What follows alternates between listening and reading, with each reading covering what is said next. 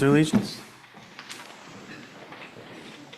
Allegiance to the flag of the United States of America and to the republic for which it stands, one nation, under God, indivisible, with liberty and justice for all.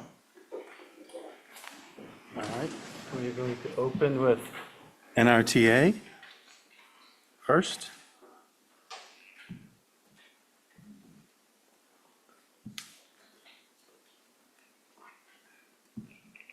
Good evening. Gary Roberts, Administrator of the NRTA. I think we need to start with approval of the minutes. Yep, so do we have any minutes? Yeah. Do I would move approval. we have a second? Second. All those in favor? Aye. You have to Oh, we gotta do roll it on- call. We've got Dawn is on. Dawn is on. Online, so by roll call, Dawn, Aye. Brooke, Aye. Tom? Aye. Aye. And me, I'm aye. Okay. Do we have public comments for NRTA? Okay, seeing none. All right, we're with you, Gary. All right, we're going to move on with the Administrator report. We haven't met since May, so we've made it through another season, and we are moving forward with our next projects. I have Randy Elms, my operations manager for NRTA, that's been integral in the first item that we're going to talk about. He's done a ton of work on it, and if there's some questions that you have that I can't answer, Randy can easily answer those for you. So the first item we wanted to talk about is the Wave on-demand service that we discussed earlier in May, and I think we probably talked about that maybe last November, and it took a long time to get this to the point that we're at now, with different items with it, with software and funding. But during the off-season, NRTA has historically reduced the service by eliminating bus routes. I'm sure everyone's aware that we end up ending the Nantucket route, the Pulpus route, Surfside area, Jetties, Brant Point area. It all goes away, and we constantly have received phone calls about the lack of services to these areas when we do provide services throughout the island on the other routes. So we've been working for over a year to provide a solution, and we're very excited to introduce a new service to take care of the situations that we've dealt with. It's our Wave on-demand service, and implementing microtransit on-demand services on Nantucket would expand mobility equity to everyone in the island, fill service voids in low density and off-peak periods. It will reduce total operating costs over running fixed route services and support diverse needs for residents, visitors, older adults, and disabled travelers, and even shift workers. This form of transit can seamlessly complement the current Wave service that we have, ferry connections and rideshare hubs, while also unlocking grant funding to pilot or scale services, which means that we may look at, after the pilot service, to say that Sconset may be served better with an on-demand service instead of a fixed route service. We may identify other areas of the island that need service year-round and not just in the winter months. But it's a way of testing this, and the only way of doing it that's cost-efficient for us is with an on-demand service. The service is more efficient than running underutilized buses on fixed routes. It's ideal for Nantucket's variable demand, where it goes up and down depending on the season. It'll provide coverage in low-density areas. With dispersed housing and seasonal shifts, microtransit can dynamically serve neighborhoods that fixed routes just struggle to reach. This service, the Wave on Demand, is funded through a connectivity grant awarded to NRTA to provide the operational cost of the service. It is not covered under the Fare Free program that is designed by the state of Massachusetts through the RTAs. However, NRTA is set to offer the service at a nominal cost of $3 per ride. To access the service, riders would download the Wave On Demand app from Apple Store or Google Play Store, similar to an Uber app. Through the app, riders will register and book the rides. Riders can also call our dispatch office to book rides or access through a web portal. Riders will find that we have zones set up, and it's covered on a map on their app when they open it up, and they can book rides that originate from inside a zone, or if they're outside of a zone and it terminates inside of the zone, it is also accepted. If it's outside of a zone and you're just trying to book something that we already have service for, it will not allow it. They can call the office, it'll be explained to them that it's not allowed. So Gary, Yes. so Gary, that means if someone lives within a certain distance of a bus route that's operating, they wouldn't be eligible to use this from that address, right? Is that what you're If saying? it's in our zones that are on the map, we had to provide you a rudimentary map in your packet because the map that we've been working with through the digital platform, it wouldn't allow me to print it. It's set up for the World Wide Web that I couldn't figure out. But we basically show the zones that we have put in place. We've expanded some zones that are close to routes that we have. It's more on low income areas that we're trying to serve. Some of the areas, Pulpus area, of course, we're not going to have a large demand for ridership, but there is demand that we've had calls. How do we get a ride if we can't? There's no routes. Nantucket completely goes away, and every year around Stroll, we receive calls. We can't get into town for Stroll. We can't get into town for the tree lighting. So we can't justify the cost of running a bus all day, but we can justify the cost to cover the rides that are needed for people that lose the service. We're also piloting 2 separate zones that are not part of our fixed route service now. In our Sconset zone that we have mapped out, we have Tom Nevers included.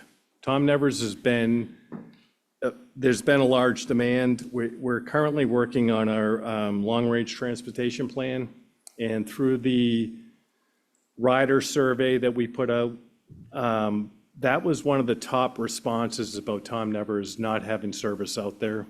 This is a way to test it, to actually see the need. How can we incorporate it into our current service that's out there, or do we create an on-demand service during the summer months?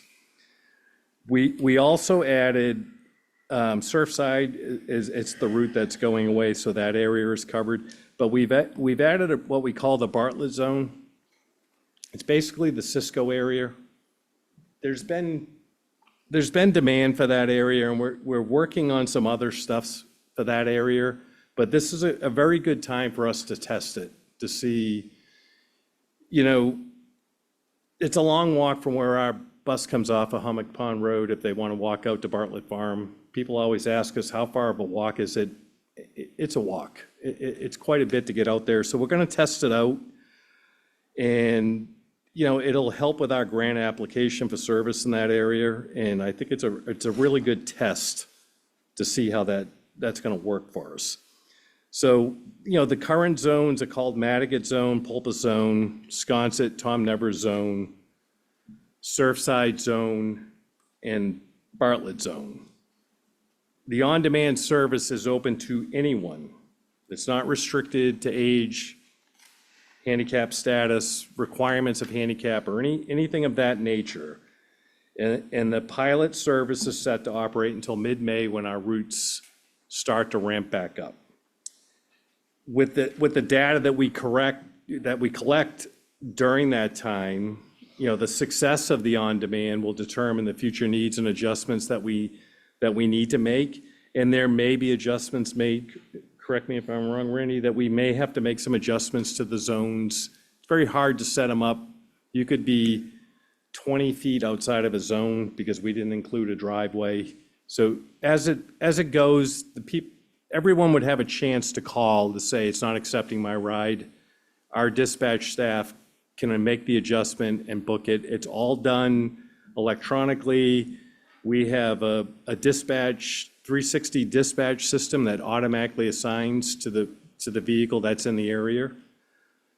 It's not as convenient as a taxi cab or an Uber. It's a ride share service. So you may book a ride, and while you're waiting for your ride, someone else within a 5-minute area may also book a ride. We're going to utilize that vehicle to pick up along the way. So it's a start to add service to the island. One of the things that Randy and I have worked on since we've been here is to provide cost-effective transportation to everyone on the island. The beauty of this system is it's not coming out of our operating costs. We have a grant for Mass DOT for $327,000 to operate the service. We've already renewed our grant application for the next funding cycle because we know that we have to take the results of this and see what we're going to do with it from there. So the only way to do it is through a pilot. That's what we're proposing. We can't do it for free. However, the $3 fare would have been our highest cost fare on a fixed route that goes out to Sconset and the outlying areas. That was the fare. So I'm seeking the board to approve the new service with a $3 fare. And if there's any questions on the service, we can answer any other further questions that you may have. All right, does anyone have some questions? Brooke, Tom? Anything? I've got a couple. How many vans or how many small buses are gonna take care of this? So we purchased 5 battery electric vans to operate the service. Currently at the startup, you may have seen them out on the road. We've been testing for the last 2 weeks, basically sending out test trips, making sure everything works out, that it's being tracked, the app's working. We've worked through some glitches. So we have 5 vehicles. We're looking to do 7 a.m. to 9 p.m. on the last pickup, 7 days a week. We're going to start with two vehicles throughout the day, so that's 28 hours of service that we're going to provide. We have the backup vehicles if needed. We have the ability to expand the service.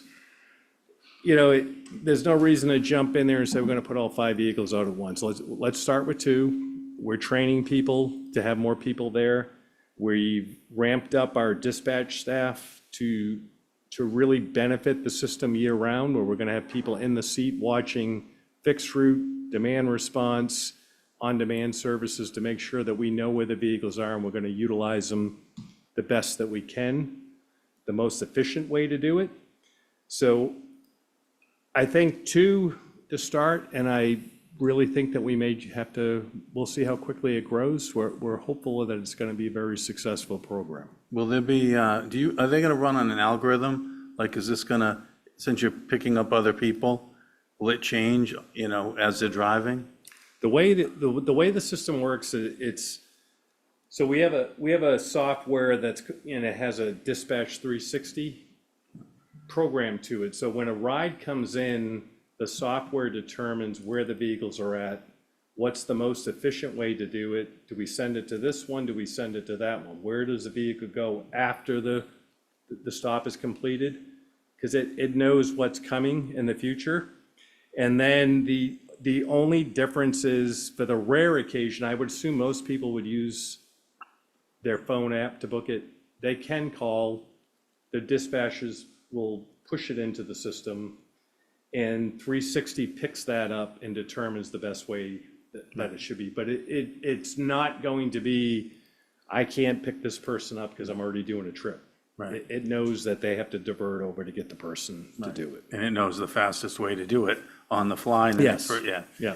It's, when we received the information that you're doing this, I sent it to Jason Bridges, because, you said, oh, it's been a couple years.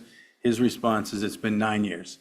We've been talking about this. I came on in yeah. February of '23, and Jason and I met Yeah. probably in my first days here, and one of the things that we talked about was this very thing. I think in the world of transportation that I've come from and what I'm used to, I never would have imagined it would have taken us this long to get to this point. The vehicles are actually easier to get here than getting to where we're at now. So there's been a lot of work. Randy's done a ton of work on top of everything else that he does, and he's been testing this system, and I'm pretty confident that we're good to go. We're ready to get this service started. That's great. We have a motion or a question? Matt, just a quick question, Gary. I see, just to be clear, the service will be operated fare-free until the first of the year, correct? Well, yes, we did as a promotional thing to get people comfortable with it, that January 5 we'll start the charge, but for the first, what are we looking at, 5 weeks? But the first 5 weeks, we want to show what we can do. We want to prove ourselves to the public, and we know there's going to be bumps along the way. Anytime you start something this new, there's going to be a few bumps, and we're going to provide the service for free until January 5th, and then that's when the fare will start on that. And January 5th is about the beginning of the deadest period. You're going to have a bit of a bit of stuff going on until then, but yeah. We found that we really haven't, the summer months go by and everyone says how busy it is. We are in our busiest season that we do. We've just completed 4 audits. We had 4 grant applications due. This is our time that we do the most work and we're looking forward, I think, until late spring, that we're going to slow down a little bit. Okay. So I'm prepared to make a motion that we approve the program with the $3 fare starting January 5th. Have a second? Second. We've got to do this by vote, so roll call. Don? Aye. Brooke? Tom? Aye. Malcolm? Aye. And the chair votes aye. Thank you. We're on number 2, ridership fare-free. We've taken another giant step to transportation on the island. From year-round was 2018. This is just another step in the progress as we move along. So on the ridership and fare-free on number 2, I wanted to give you an update on the ridership through October of this year. Our year operates on a fiscal year, so it's July 1 is the start of our year. If you look at your ridership numbers, you can see that fare-free continues to be a success on Nantucket. Through October, we're sitting at 301,000 rides provided. That was more than all of fiscal year ¡24. We continue to see, after a 55% gain in ridership in FY25 through now, we see steady increases of 12 to 15% monthly. It really has caught on. With that being said, I was in Boston yesterday to discuss the fare-free program. We are funded through December 31st of 2026, which we're happy about. There still seems to be some stumbling blocks with the legislature on how we're going to report the amount of funding we're going to receive. We're slated to get an increase up to $705,000 this year to cover the fare-free. It's difficult to quantify how much money you're losing because you're not collecting fares, because you can't say your ridership went up 50% because it's fare-free. We should get that much money, because would it be that high if it wasn't fare-free? So the struggle is now to keep it going. We're going to be asking for, collectively, the RTAs are asking for an increase for FY27. We currently split $35 million to fund the project statewide, and we're looking to get a little bit more to do it. Currently, it's still full speed ahead with the current leadership. Everyone is doing very well with the program. Everyone has the same concerns. What do we do when the funding goes away? That's something that we're going to have to work on. If it does go away, I do not envision going back to collecting fares. how we fund it, how we bridge the gap from the funding loss, that's something we're gonna have to work on. And we have a lot of ideas. There's things that have to be planned for, but for right now, we know we have another full 13 months to go before we have to worry about that. So, if you don't have any questions on the ridership numbers provided, or on the fare free, I just wanted to move on. Just some informational items on the last two items. Grants available to NRTA that we have applied for, that we have been awarded, include the microtransit grant of $327,000. That's a rollover from our previous year because it took us a little bit to get it going. We have applied again for the next funding cycle. Collectively with the other RTAs as one group, we're doing it. Innovation grant runs the ferry connector. We have carryover funding of $341,000 from the previous funding cycle. That still needs to be approved by the legislature, just the funding source that they use, they have to vote to approve it to roll it over. Low-no funding is for low emission buses. We have federal portion of $4,143,750, and then the 20% state portion, so you're coming in around $4.5 million for the purchase of hybrid electric powered buses. That has been a little bit of a stumbling block because we still can't find a vehicle that'll work on the island the size that we need. We're getting closer, but the funding's guaranteed, it's there. We have a ways to go before we have to worry about that funding going away. As a backup to the low-no funding, we did apply for a 5339 grant, which is federal funding for the purchase of battery electric buses that are under 30 foot. We have the same amount of $4.143,750, and then we have our state match, $4.5 million. We have identified a vehicle. We are waiting for approval from MassDOT to place the order. If things go right, it could come in. We could see him here by next summer. It's going to be tight, but we're pushing forward to try to get that done. We had 5339 funding, a different funding source for less than 30-foot buses that were gasoline powered of $650,000. We did place an order for 3 small buses. They are currently on order. They should be here late May, early June, so we will have them for the summer service. Those are low floor vehicles, no steps to get into. They're just gas powered and not low emission.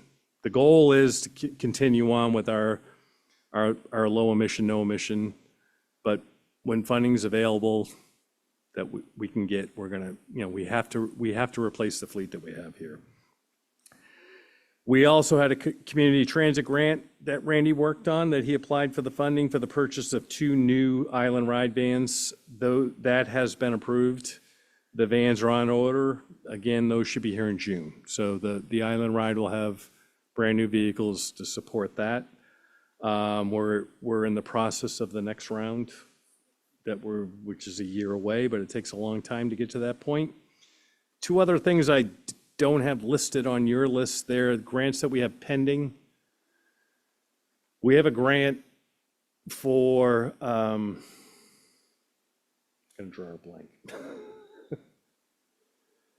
Give me 1 second to clear my brain on that one. We have a grant for a travel trainer. So one of the things that we find is that between the senior center, the hospital, transportation for the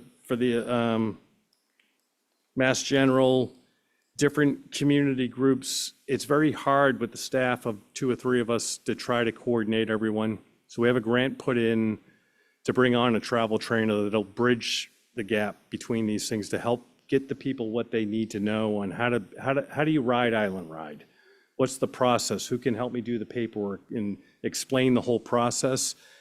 And also push ahead with our initiatives so that people know, surveys of what do you need, what are we looking for? What type of service do we need? What complaints do we have? And this will be a funded position through a grant that'll help us just elevate our service a little bit more. And the other grant that we have that's pending would be for new bus service to the Cisco area. We're pretty confident that that's going to come in. There's another month, 2 months, I think a month or 2 months before we'll hear. If it comes through, the pilot's going to give us the answers that we need before we start it. We have to get a vehicle to run out there in that area. But it's another one of the things that have been asked for over and over again. So there was a grant available, so we're going to put in for it. The final item I have is on supplemental funding. It wasn't anything that was expected when I did the budget. We're going to have to do a budget amendment on it. We did receive 2 different supplemental funding sources. One for operations in the amount of $447,066 to, it is for training, CDL licensing, workforce, to retain workforce. It's going to go towards health insurance cost, pay raises. It wasn't expected. It was a bonus to all the RTAs to receive this, so we were happy to get that. And then there was a $25 million capital improvements grant that was spread out amongst the RTAs. We ended up getting $1.3 million for capital improvements and renovations throughout our system, which was another bonus that wasn't planned for. And it's going to help us out a long way to get things done. So if you had any questions on any of those items, that's the only items I had for your update. I think we're up, Tom. Right. Gary, I have a couple questions. Thank you for your presentation, the update. Would like to know if you're happy with the recent acquisitions of new vehicles, and hybrid and battery, et cetera, and if it's saved any money on maintenance, because really with electric vehicles, it's just consumables, brake pads, tires, what have you. Yeah, so since I came aboard, we've acquired 14 battery electric vehicles. We have 8 buses, we have 5 vans, and 1 support vehicle. They have performed well above what I thought. It was a new vehicle. I'm sure many people have met them off island and seen many of the vehicles that we're running there. We're one of the better performing transit authorities that they sell to, and I think it's due to the speeds that we drive and how it works. They've done great. I mean, little small issues along the way. I mean, there's a definite drawback on the size. I think we complemented taking care of that with additional trips to cut down the wait times. It's a difficult process because generally an electric powered bus is 35 feet long. We can't do that here. So we find what'll work. They've done well. Our infrastructure, we're not going anywhere to get all the charges that we need to charge the vehicles. It is a long process. It's not easy. We have our own issues of our maintenance facility lease that affected that. We did purchase portable chargers that run on propane, and I'm pretty confident looking at our numbers that we're doing better running on propane generators than if we were using power from the grid. And we're not drawing off the grid. It's really worked well for us. Where we're located, propane providers across the street, it works great. I'm pretty thrilled at the performance that we've had. We're doing a lot better than a lot of the places transitioning over. So I'm happy in the direction we're going. The hybrid thing, I have a lot of experience with that. I started with hybrid buses in 2008. It's been around for a long time. It's going to work well here. It's just finding the right fit for the vehicle that's going to fit on the island. Thank you. Yeah, the island's like the perfect place for electric vehicles. We don't drive that far, we don't drive that fast. You can charge in the evening, it's amazing, so. Yeah. All right, is there anything else? All right, Matt Peel, is this for NRTA? Hey, Matt. Yeah, it is. I just wanted to give a little bit of feedback what I've seen over the summer. I'm one of the unfortunate ones who has to drive Old South Road every day to go to work. And a couple of things that I've just noticed. I just wanted to get it on NRTA's radar. One being, one of the biggest contributors to traffic out in Old South I've noticed is Inerta, and I think it's just because there's no pull-offs. And so I know it's kind of it's not an easy fix or anything, but I think a long-term plan of, if there's a way to ever do pull-offs, especially on these bigger roads to let traffic keep moving while the nerd is pulling over. And I think it's just the popularity of the bus and the free rider and free fare for people getting on. But when it's stopping, every couple 100 feet or so, it can really back up that traffic. And then the second one I've noticed is the bus stops themselves. I've seen people on their phones, looking for the bus and then trying to find the bus stop and not realizing it's just a 4x4 post with a couple pieces of tape on it.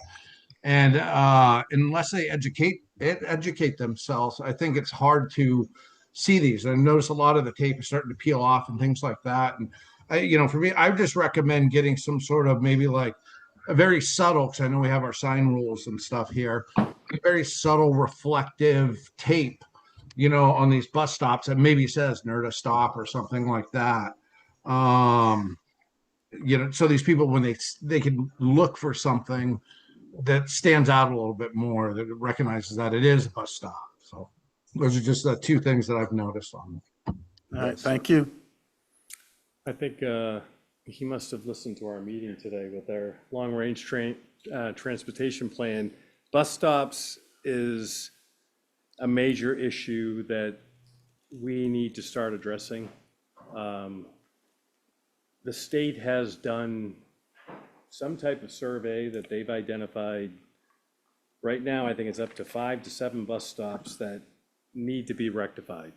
On their roads, they can determine, Milestone Road, if they determine that we have to do something, they're gonna design it, they're gonna pay to have it done. We have pull-offs there, but one of the things with a bus stop is they're supposed to be ADA accessible. They're supposed to be properly lit. They're supposed to have safe zones where they step off from crosswalks. It's a giant project. We discussed it in our meeting today with the state consultant. It's not an easy fix. There's a lot of work that has to be done. We're exploring options to test out a few things, but we do know that moving forward, any new bus stops that we create have to be ADA accessible. They have to meet the standards.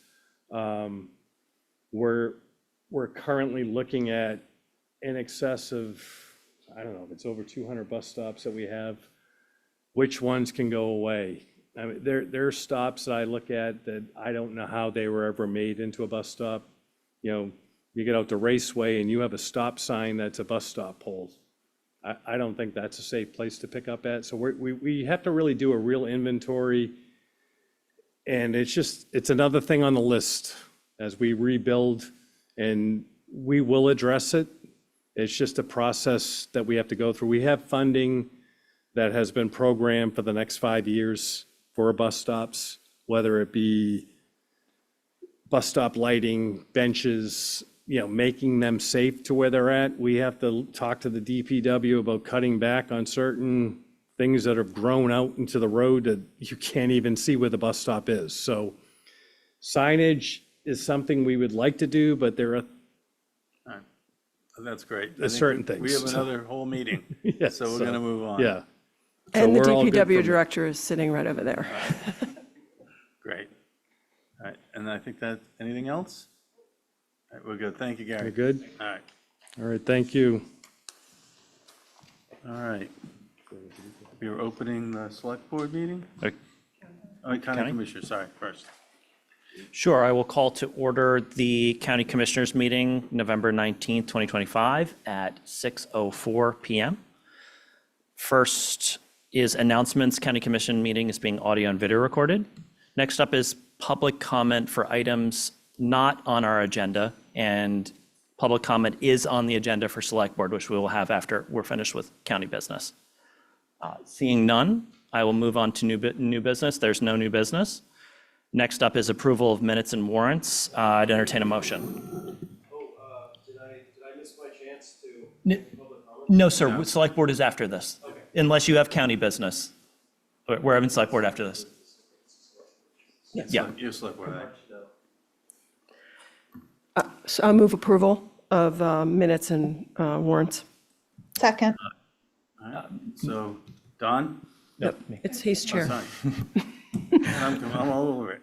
Moved by Brooks, second by Dawn. All those in favor by roll call. Malcolm? Aye. Matt? Aye. Brooke? Aye. Dawn? Or she Aye. said. Chair votes aye. That passed unanimously. Next up is official business, request of approval and execution of assent to complaint to recognize 1975 order of taking of Old South Road and approve registration of subdivision plan lot 43 shown on land court plan 16543, et cetera, as noted on our agenda. We have Tracy McDonald, the real estate manager for the town and county, on to present this item. Hi, Tracy.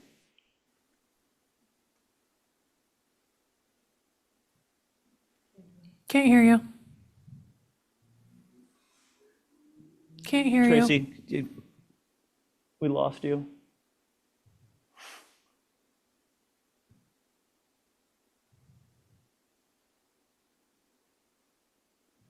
If you're talking, we still can't hear you.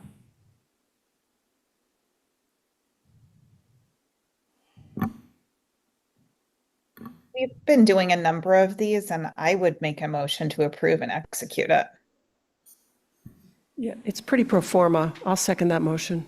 Commissioners comfortable with that? Great. Motion made by Dawn, second by Brooke. All those in favor by roll call. Malcolm? Aye. Matt? Aye. Brooke? Aye. Dawn? Aye. The chair votes aye. That passes unanimously. Thanks anyway, Tracy. We'll see you soon. Commissioners' reports, comments. Seeing none, I would entertain a motion to adjourn county. So moved, Mr. Chair. Second? Moved by Malcolm, second by Brooke. All those in favor by roll call. Malcolm? Aye. Matt? Aye. Brooke? Aye. Dawn? Aye. Chair votes aye. We are adjourned. Now can I do it? Yep. All right, there we go. All right, so call the meeting to order for the select board. Okay. Number one, announcements, Libby?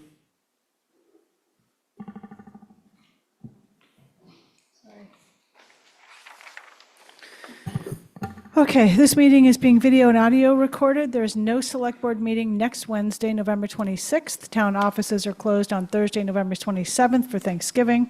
The Planning Commission is hosting an Executive Office of Housing and Livable Communities, that is a state agency, for a virtual ADU, accessory dwelling unit, roadshow. It's tomorrow, Thursday, the 20th, from 4:30 to 5:30. It's specific to Nantucket. We'll have a Q&A session.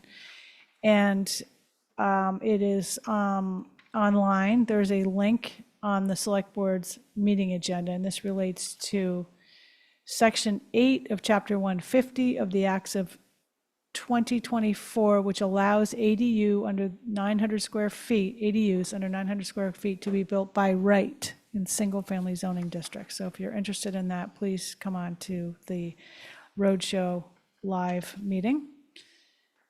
And that is all for announcements. Okay, are there any select board announcements or comments? Seeing none. Okay, we're going to take public comments. And a reminder, 3 minutes, and you can't cede your time.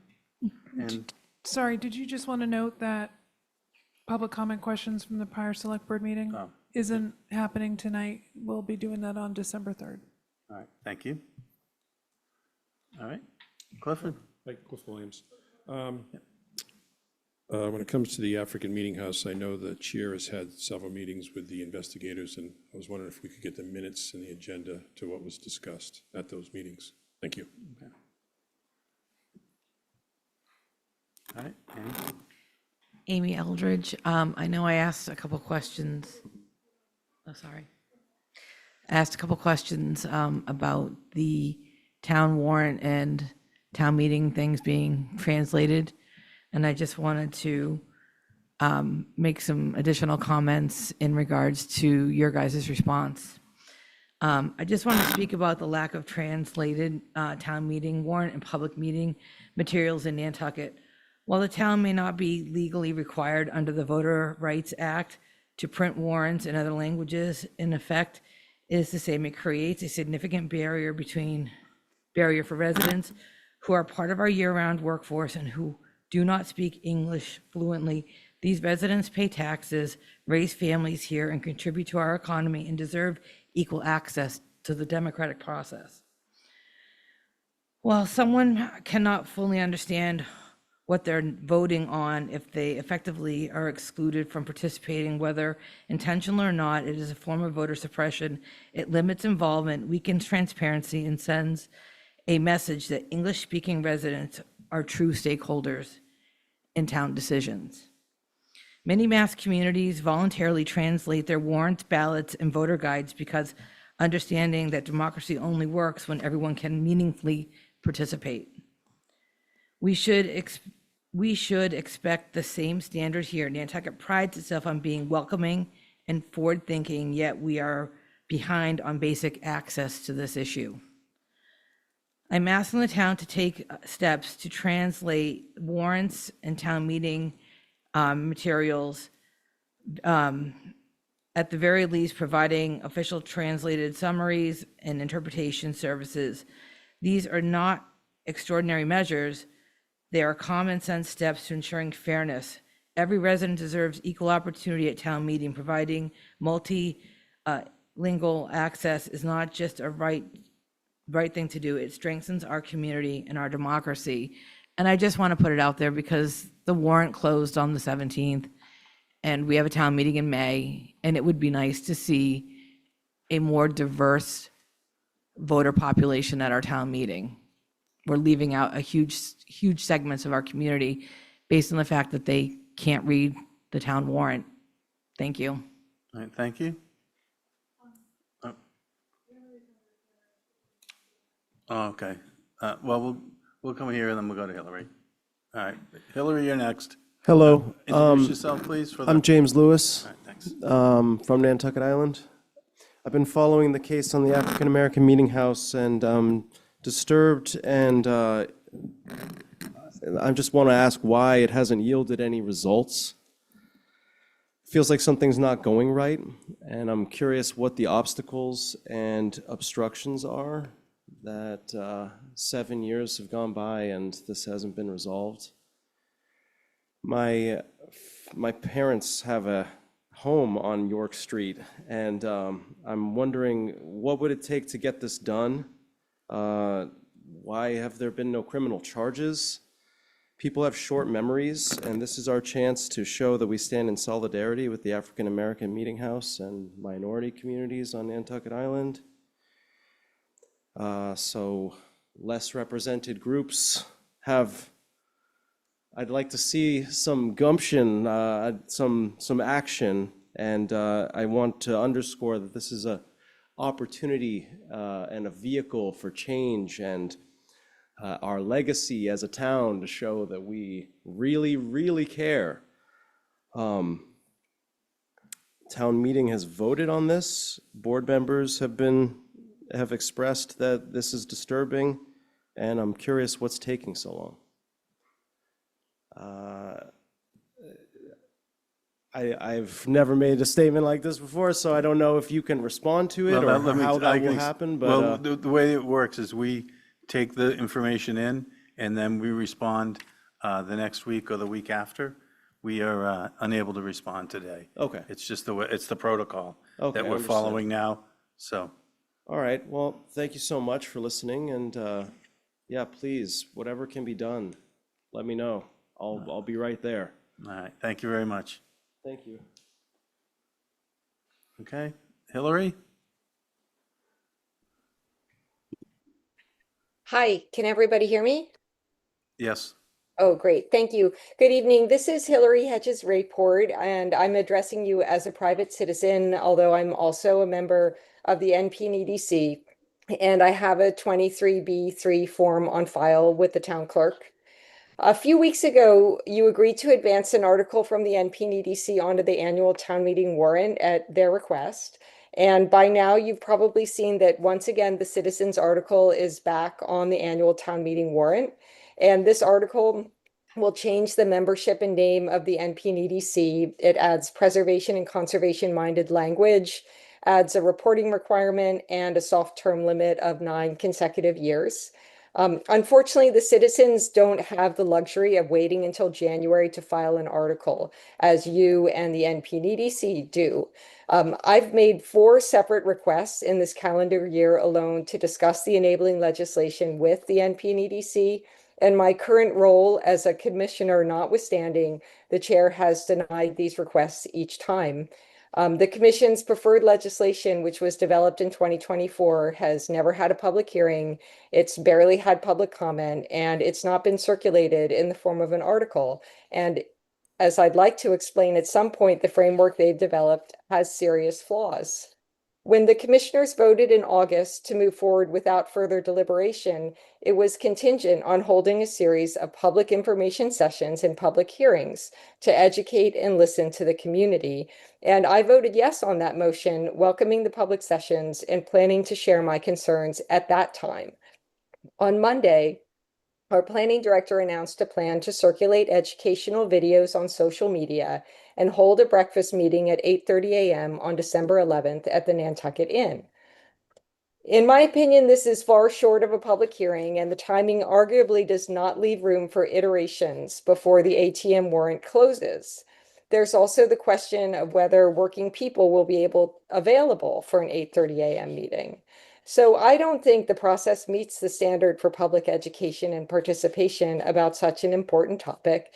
And I've let the commission know, but tonight I have one specific request for you.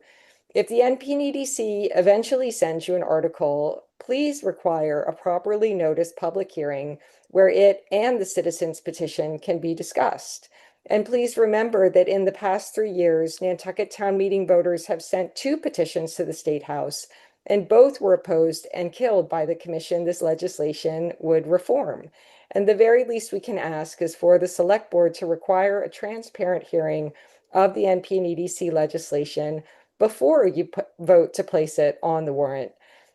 And the Citizens for Planning Reform, you will grant the request. All right, sorry, that's it, Hillary, but thank you very much. Thanks. We've got your request. Thank All right. Christie? Hi, thank you. Christy Ferrantella. I just wanted to take a minute and praise Randy and Gary for launching the on-demand wave service. As you mentioned, Matt, it's been a priority for years, and I'm really thrilled to see it moving forward. Thank you. Yep, thank you. Anyone else online? Okay, moving on. Any new business? Seeing none. All right, approval of minutes, warrants, pending contracts. Move approval? Okay, all those in favor? Don? Aye. Brooke? Aye. Tom? Aye. Malcolm? Aye. And I vote aye. Thank you. All right. We have citizens departmental requests, a resignation for Council of Human Services.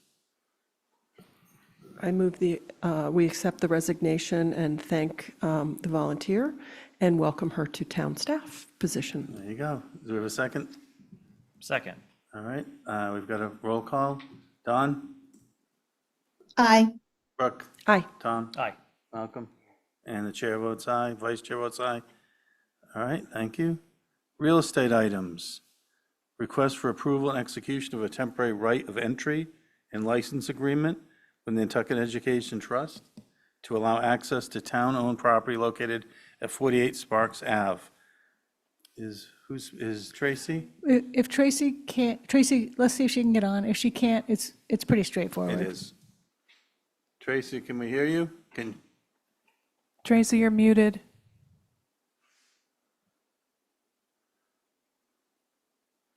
Libby, why don't you just? You want to be Tracy? Libby? Yeah, I'll be Tracy. What Tracy would have said is that the Nantucket Educational Trust needs access to this property, it's town-owned, to begin the process to undertake the studies and engineering review and surveys that are needed in order for them to start planning for school housing there. Right. Brooke? I will move approval with the comment that this is great news. It's very good news. Do you have a second? Second. Okay. All those in favor? Don? Aye. Brooke? Aye. Tom? Aye. Malcolm? Aye. And I vote aye. So that passes unanimously. All right. We have town manager's report. Okay, thank you. So the first item is a monthly departmental report from solid waste. This was on your agenda a week or two ago, but we moved it to tonight because it's kind of solid waste night tonight. And we have our solid waste manager here, Chris Lowe, as well as our longtime solid waste consultant, George Aronson. I think, Chris, are you going to start? Okay.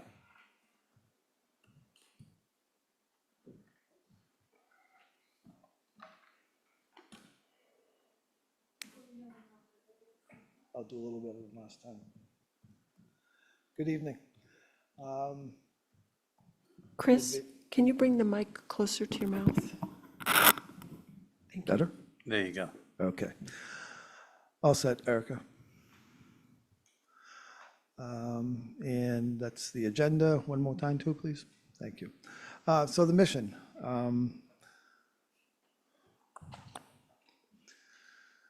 The mission of the Nantucket DPW Solid Waste Division is to provide effective management of Nantucket's solid waste today and into the future, guided by principles of sustainability and accounting for the balance of the economic, environmental, and social health of our island.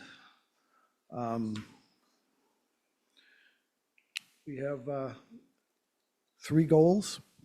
The first goal is ensure a smooth transaction of the WSA and APSA between the town of Nantucket and Waste Options of Nantucket, which our solid waste advisor, George Aronson, will speak further on shortly.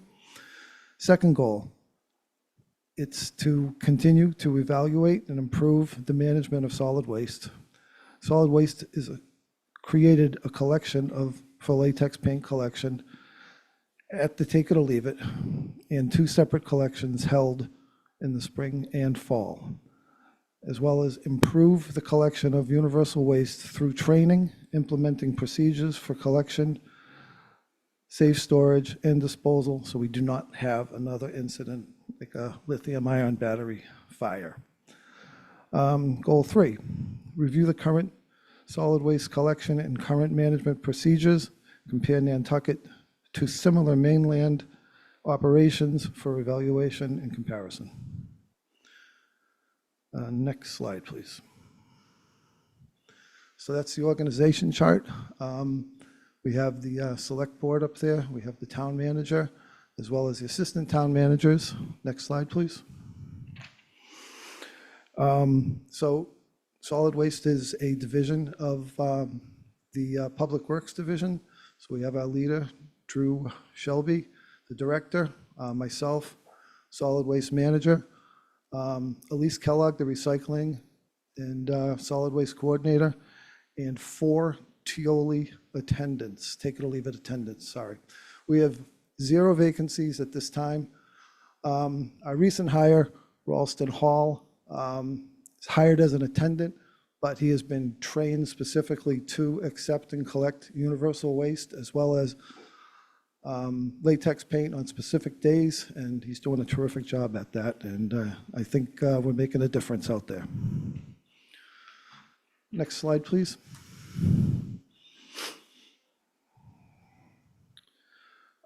In the fiscal year 25, Solid Waste Environmental Fund, Enterprise Fund operating budget, we came under the budget based on our expenditures for what we performed. In fiscal year '26, the budget is a hybrid budget. It's based on 5 months operating underneath the existing waste service agreement with Waste Options and an estimated cost based on historical solid waste volumes in the new WSA.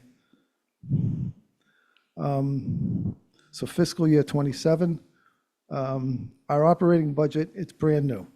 We're entering into a waste service agreement with Waste Options for the services that they're going to provide for us.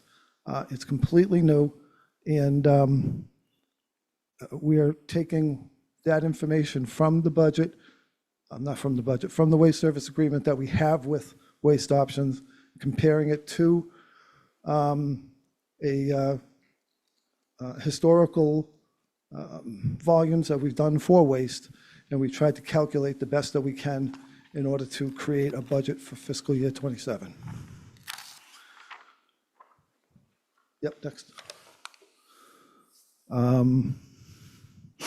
EIRs. Oops.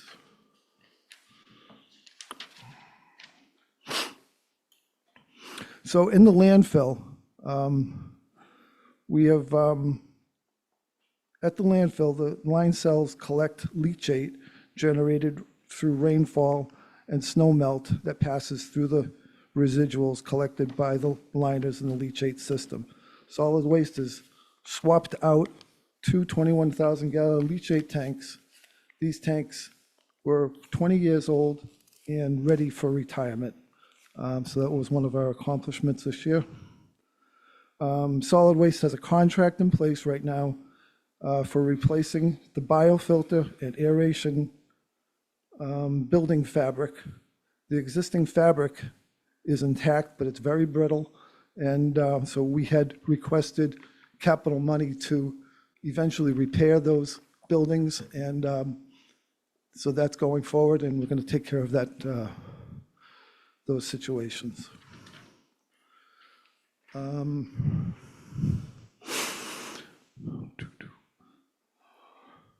One other accomplishment that we've done this year is the perimeter fence. We've repaired all of the perimeter fence around the solid waste facility, both put new fence in as well as repaired fence that was damaged,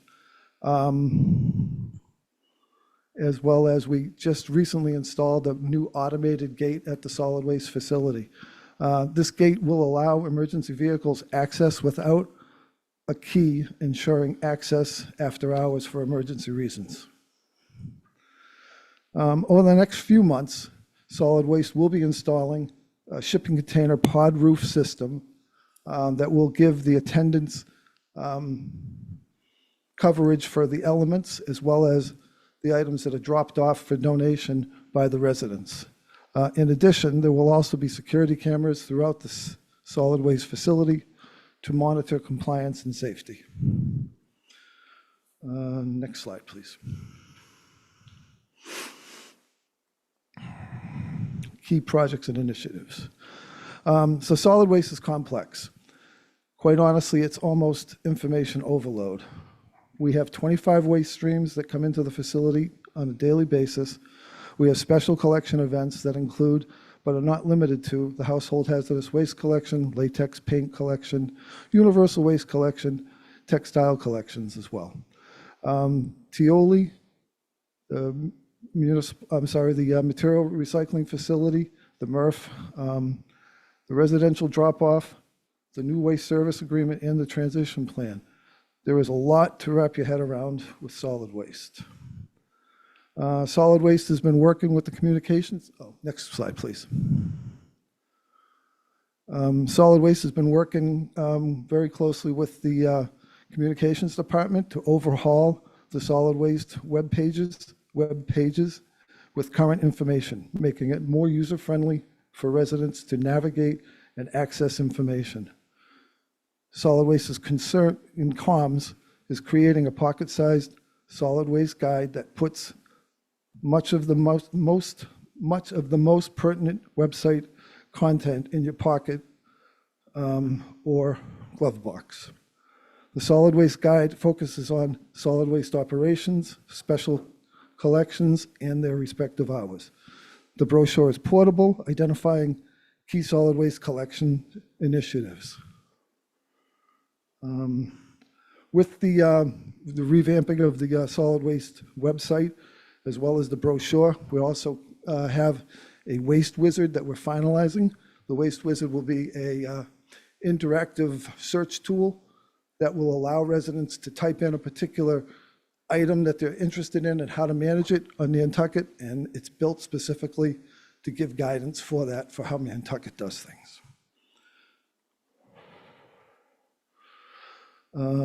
Next page, please.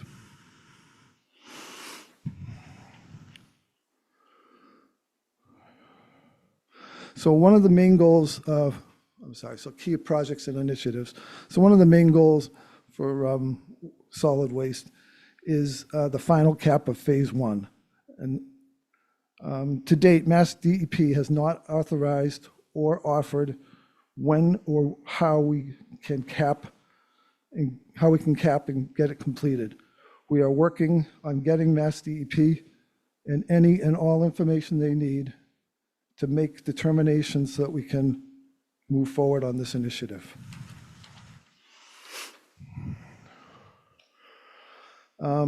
Recently, solid waste engineer Sanborn Head Associates performed a test pit and sampling analysis within the landfill, concentrating on where mining soils were and have been used within the solid waste facility, and where co-compost was produced and stored, identifying subsurface materials from test pit logs and chemical analysis of the test pit subsurface soils, which was summarized in a submitted findings report to the Mass DEP, with hopes of getting us closer to getting authorization for a final cap.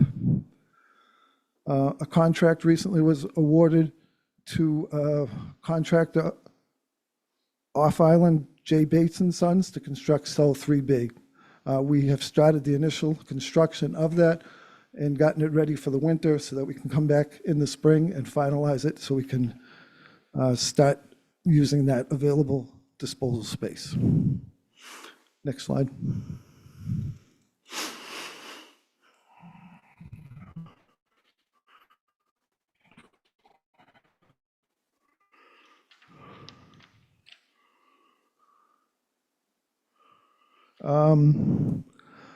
On May 6, 2025, town administration, is this the right one?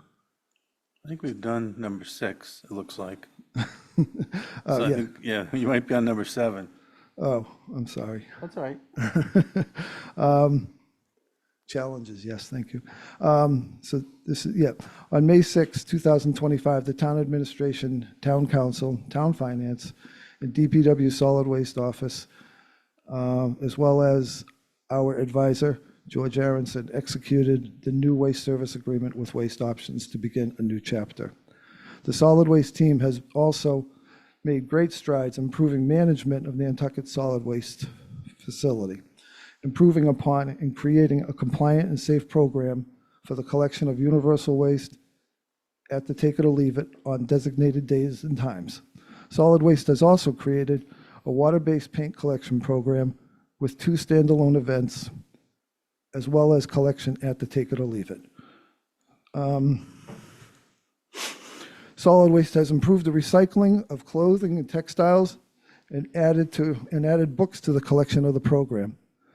This program has diverted 4 tractor trailer loads in fiscal year 25 for a total of 72,405 pounds of clothing and 8,627 pounds of books. Typically, that material would have gone into the landfill for disposal, but now we've diverted it, and after creating the opportunity for the residents to take advantage of the take it or leave it.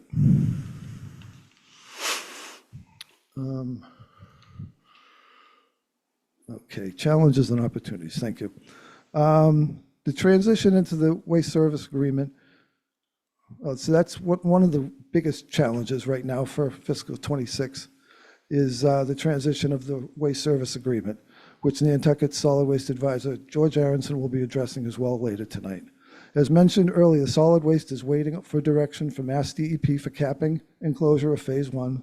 Sanborn had submitted a findings report support the initiatives. Challenges and opportunities, solid waste is looking forward to working with waste options in the new contract. The WSA was designed for a cleaner operational transparency and allow for collaboration between solid waste and waste options of Nantucket for further improving Nantucket's management of solid waste. I believe that's it. Great, thank you very much. Thank you. Are there any questions for anyone? I'll just comment, because I've been working on this with Chris. He's doing a great job, and it's been a really busy year. And George is going to tell us a little bit more. All right, and then we're moving into number 2, the waste service agreement. Is that where we are? Yeah. Great, thank you. I'm George Aronson, Principal of Commonwealth Resource Management Corporation. I just want to address the transition from the old waste services agreement to the new one, and along with that, the asset purchase and sale agreement, which I'll call the APSA. Next slide, please. As you may know, the town owns the site, but 2 facilities on the site have been owned by Waste Options, the composter and the transfer station. Next slide, please. And we have 2 big dates coming up. By Thanksgiving, we hope to close on the purchase of the composting facility and the transfer station. That's next week. And by December 1st, which is a week from Monday, the new waste services agreement is scheduled to start. So there's a lot of work to be done to get through those.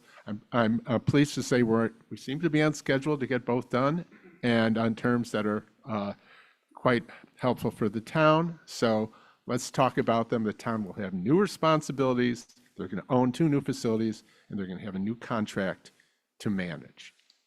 Next slide, please. Just to review the purchase price: $1 million for the composting facility under the option, $3.4 million for the transfer station after an appraisal process.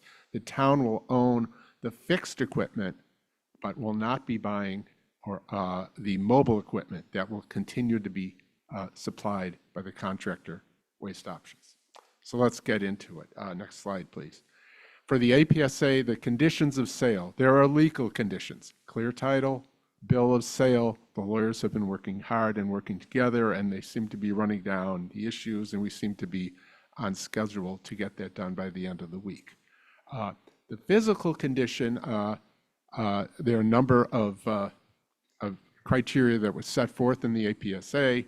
It's an old facility, as is where is purchased, but everything has to be in working order. The town had inspection rights to be satisfied, and then there are various agreements to make sure that what the town needs is provided by Waste Option, including some list by agreement. So let's look at that. Next slide, please. I mentioned the legal conditions moving forward.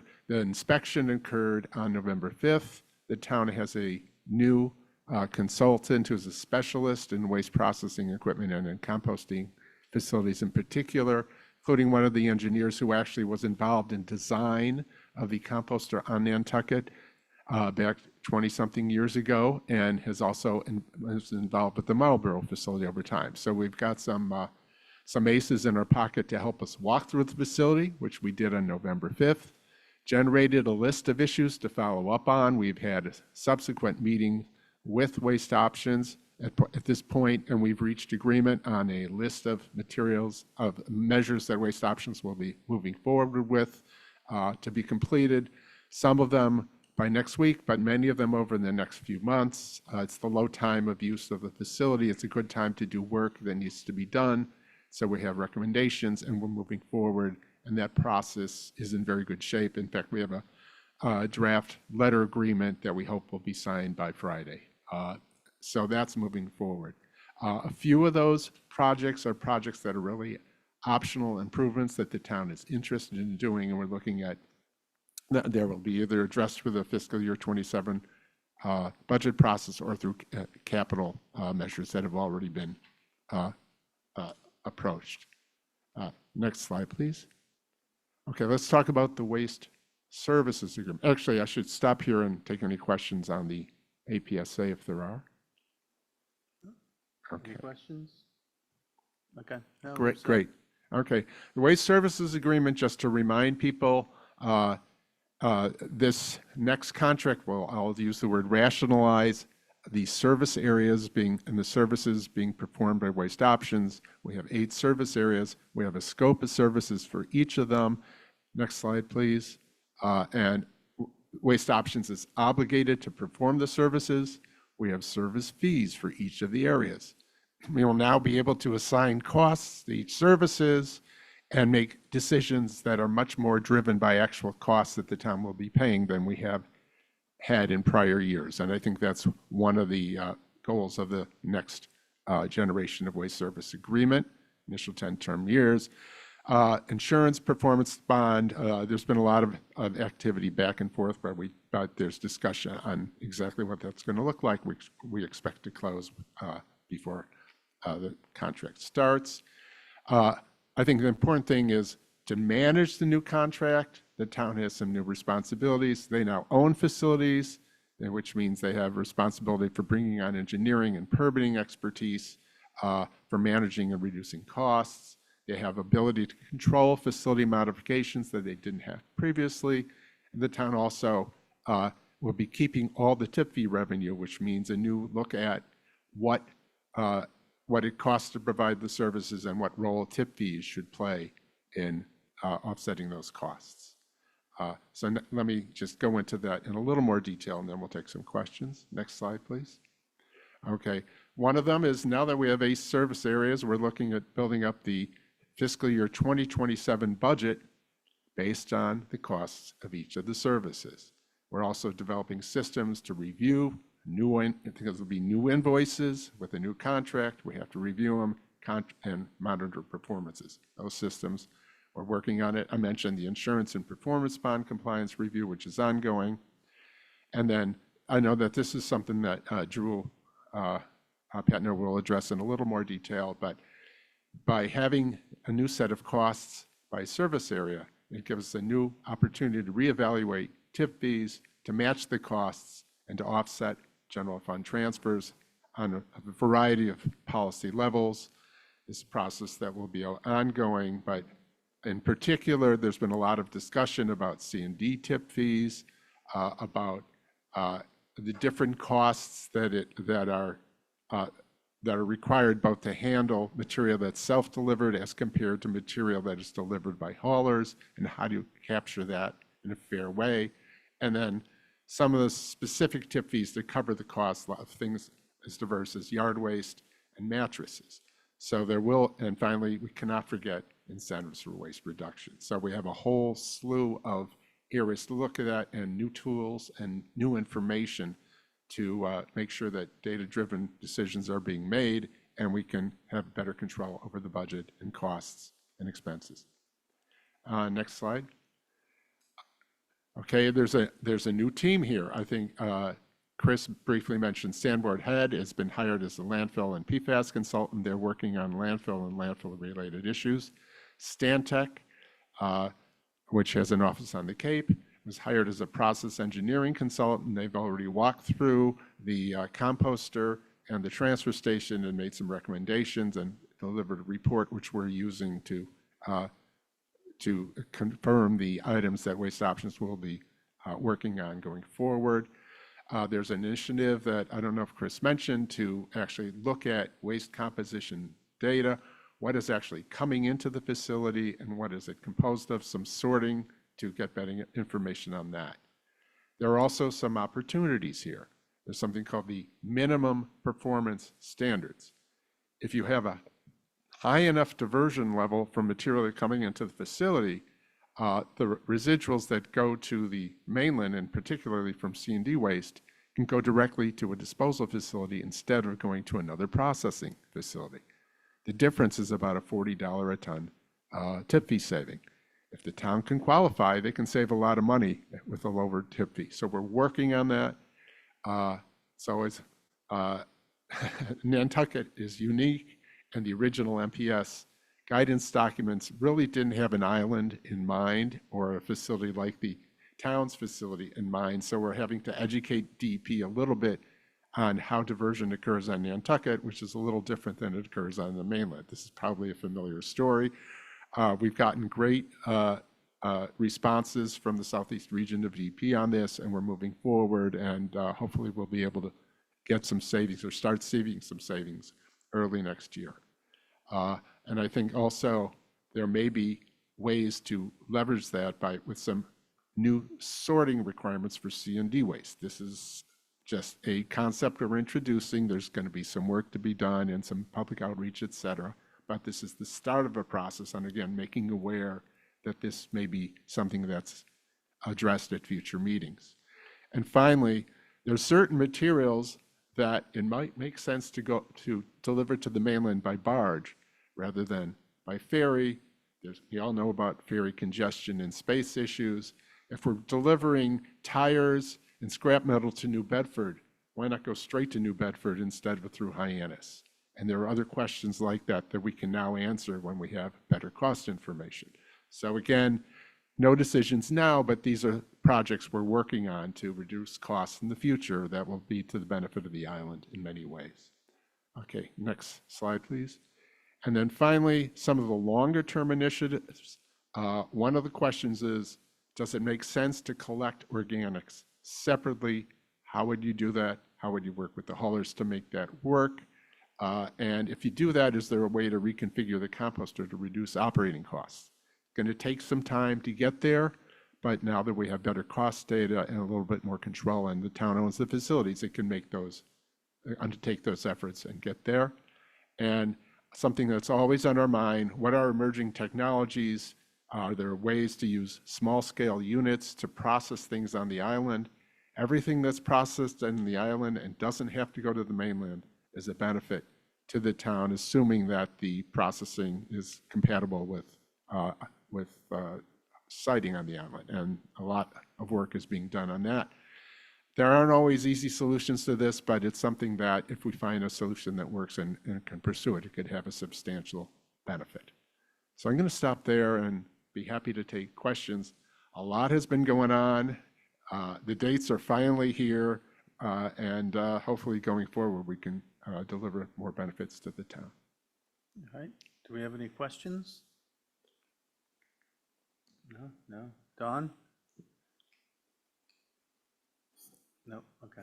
I'll just comment that it feels like this has been a really long time coming. So I want to thank everyone on the solid waste team. It's been the attorneys, everyone has really put in a huge amount of time to get us to this point, and I think we're going to have a much better operation, much more transparency. This is a game changer. So thanks to the whole team. I have a couple thoughts. One is, at one point we were charging more for certain items and they ended up being dumped out on the moors. So we had to stop charging for them. So I hope when you guys are doing your consideration for charges and things, that we put in place, it's coming, okay.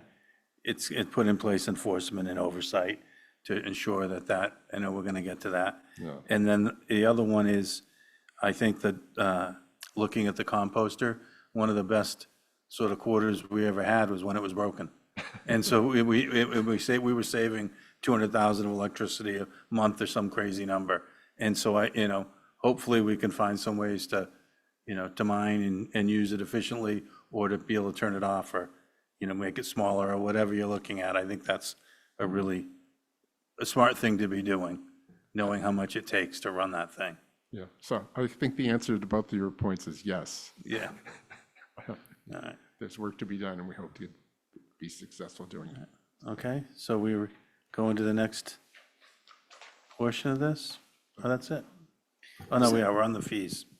Fee review, here we go. Yeah, we were just going to give you a little bit of an overview of what sorts of fees are under review and what the process would be. Thanks, Libby. Drew Padnott, DPW Director. I'm going to back up real quick. Yeah, everyone's favorite topic, fees. But more than anything, that with the whole waste service agreement transition and everything that we the control that we will have going forward does yield a lot of opportunity. So, we want to approach it and make corrections. So I don't have anything to present tonight, and we're certainly not looking to get into, too many details or set up a public hearing at this point. But, this agenda item is really intended to set the table for future discussion and consideration of solid waste tipping fees. And more than that, the role that they play in funding the solid waste enterprise fund's operating budget, and with that, the role the general fund operating budget plays in subsidizing the solid waste enterprise fund. So for the last 25 years, many of the decisions made regarding what the town of Nantucket Solid Waste Enterprise Fund charged for receiving solid waste was influenced by the needs of the solid waste facility and operator. Part of this stems from capital improvements to the facility that were done by Waste Options and on their dime, for which they need to be reimbursed for. And another factor in determining, Matt, to your point, if we charge for a certain waste stream, who we charge, what we charge, is based on policy decisions by this board to address issues and support our goals, both as a community and as an organization, the town. As Chris previously mentioned, DPW Solid Waste has pretty extensive data related to the 25 waste streams. And now, thanks to the new waste service agreement and the work that Chris and George have put in support of that and our budget development efforts, we also have unit costs associated with those waste streams, and really at a more refined level than we have historically had. And that, again, just kind of speaks to the opportunity to be able to do a comprehensive review and just see where things are and whether they are where we want them to be.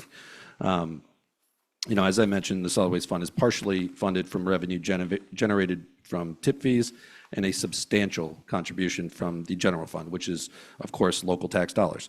So the costs for managing solid waste fluctuate, especially off-island disposal costs and transportation. But generally, of course, it kind of increase year over year.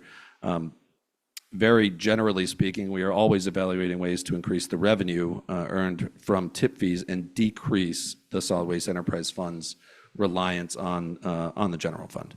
So there are some waste streams that the solid waste facility receives without a charge.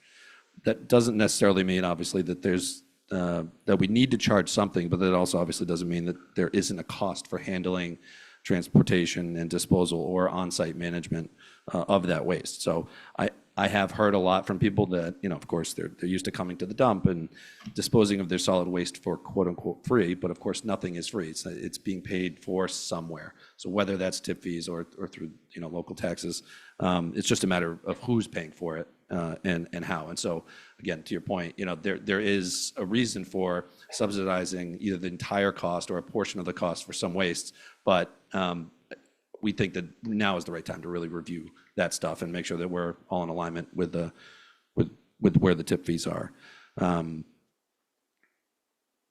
So, essentially, local taxes cover some of the cost and tipping fees cover the rest. But this is an opportunity that we can't pass up. And really, I think there's a pretty major desire to ease that burden on the general fund. We obviously may not solve all of the inequalities or inequities in this go-around, but I think making some minor changes to waste streams that come in very large volumes can obviously go a long way, turns into real money that impacts our operating budget year over year. So I wanted to talk about kind of what we're working on. We've already started and what we're going to continue to do. And obviously we'll be back before the board. But our goal and our process to kind of kick off this evaluation effort is to first start by calculating and comparing the actual unit costs to our current tipping fees. So what does one mattress cost when it shows up in Nantucket and gets disposed of in Raynham? And then what are we charging and who are we charging? Commercial, residential, et cetera. And then we will consider each stream, who's producing it, who's bringing it to the solid waste facility, and then what are the cost implications based on the what, the who, and the how. And maybe most importantly, that residential versus commercial waste, and really see how the fees should be charged accordingly. So beyond that, we want to then take some opportunities or ideas as far as any adjustments, plug them back into our operating budget model, and again, see what cumulatively that adds up to as far as a local community benefit for the solid waste fund and the general fund. So, I think lastly, it'll be important to consider the longstanding policy decisions and community goals that we want to align with to ensure that tipping fees are fair, reasonable, justifiable, and equitable to our residents and our local businesses. But, to George's point, we're not necessarily just looking to raise rates, but how can we structure it in a way that is fair for the private sector and fair for the town and residents that bring us their waste, or in some cases don't bring us their waste. So we're hopeful that we, and when I say we, it's Chris, George, myself, and Brian Turbot.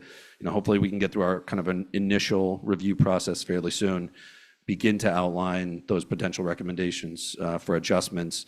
We plan to review that with the long-term solid waste planning work group to kind of get first feedback and feelings on some of the options that we have, and really refine that approach before eventually presenting it to the board at a public hearing in the future. So, I think ultimately the biggest takeaway should be that how the fees are currently structured, what we charge, who we charge, is really not sustainable. And those that bring waste to the solid waste facility should expect to pay what it costs to manage that waste. And those that don't shouldn't, again, necessarily be the ones paying for it. So, with that, I'll open it up for discussion and any questions you guys might have for myself, Chris, or George. And if there's concerns that the board has or specific information you guys think you'll be looking for going forward, either, right now or if it pops in your head tomorrow, please let us know, because I think that will be helpful as we're crunching the numbers and considering all these things. We can take that into account and try to, head in the right direction. So. All right, does anyone have any questions or words of wisdom they'd like to give Drew? The narrative of if we don't take it for free, it will end up in the moors has been around a long time. What we're really going to know is we can test things too, right? And also be able to explain to the community why we're charging what we're charging and what it means in terms of burden to the taxpayers versus burden to the user of the facility or the person who brings. And that's going to be, again, I'm using the phrase sea change. It's just going to be a completely different operation this way and much more transparent and explicable. And that's really cool. And I don't think people mind, paying what it costs to get a mattress off, for example. But if someone is, gaming the system and tossing 6 of them, out on the moors or out by your front gate, and we catch them, they should be paying a lot more than those 6 mattresses. They shouldn't just get a slap on the wrist and say, "Oh, do it right next time," because they know they weren't doing something right to begin with. So I just, and I've been at this long enough to know that was some of the things that happened back in the day. And so, I think we have to, sort of be realistic and be thinking about that part of the, of the rollout as well. That there will be cause and effect of increasing prices, and how do we make sure that we're taking care of that end of things? That was my only point. I'm not saying we shouldn't charge for a mattress or a refrigerator. We absolutely have to, but how do we do it? Yeah, there's always the enforcement component, and obviously, with everything that we do, it starts with a dollars and cents analysis, but that's not the whole story, right? And so we think about, are there going to be unintended consequences? Like I said, kind of what's fair and what's not. But if a resident, and this is kind of policy, a very hypothetical policy decision, if a resident wants to bring us a mattress and the policy is that it's free, if a hotel were to bring us 100 mattresses, should those be free? And do they pay full price? Do they pay a portion of that, or the same for residents? So it's kind of like that for all the different waste streams that come in. Some we charge for, some we don't. So some, might be pretty minimal increases. You might see things go up and some things go down. But, until we really get into it and then have that bigger picture discussion, we're not really, sure where things will go. But this is our goal, to make those corrections as I kind of referred to them earlier. And when we talk about we- discouraging disposal of things, if it's free to throw out your TV and there's no cost associated with that, there's no incentive to try to rehome it to someone else, for instance, or so having a fee attached to it may also promote a reuse market. We have a robust one on Nantucket anyway, but I think there's a lot of people, we'll just take it to the dump because it's free. So those are the kind of things that we'll get to decide from a policy point of view.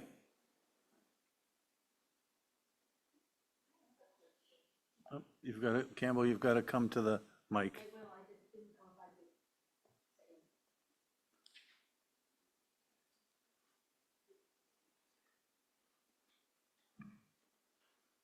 Hi, Campbell Sutton.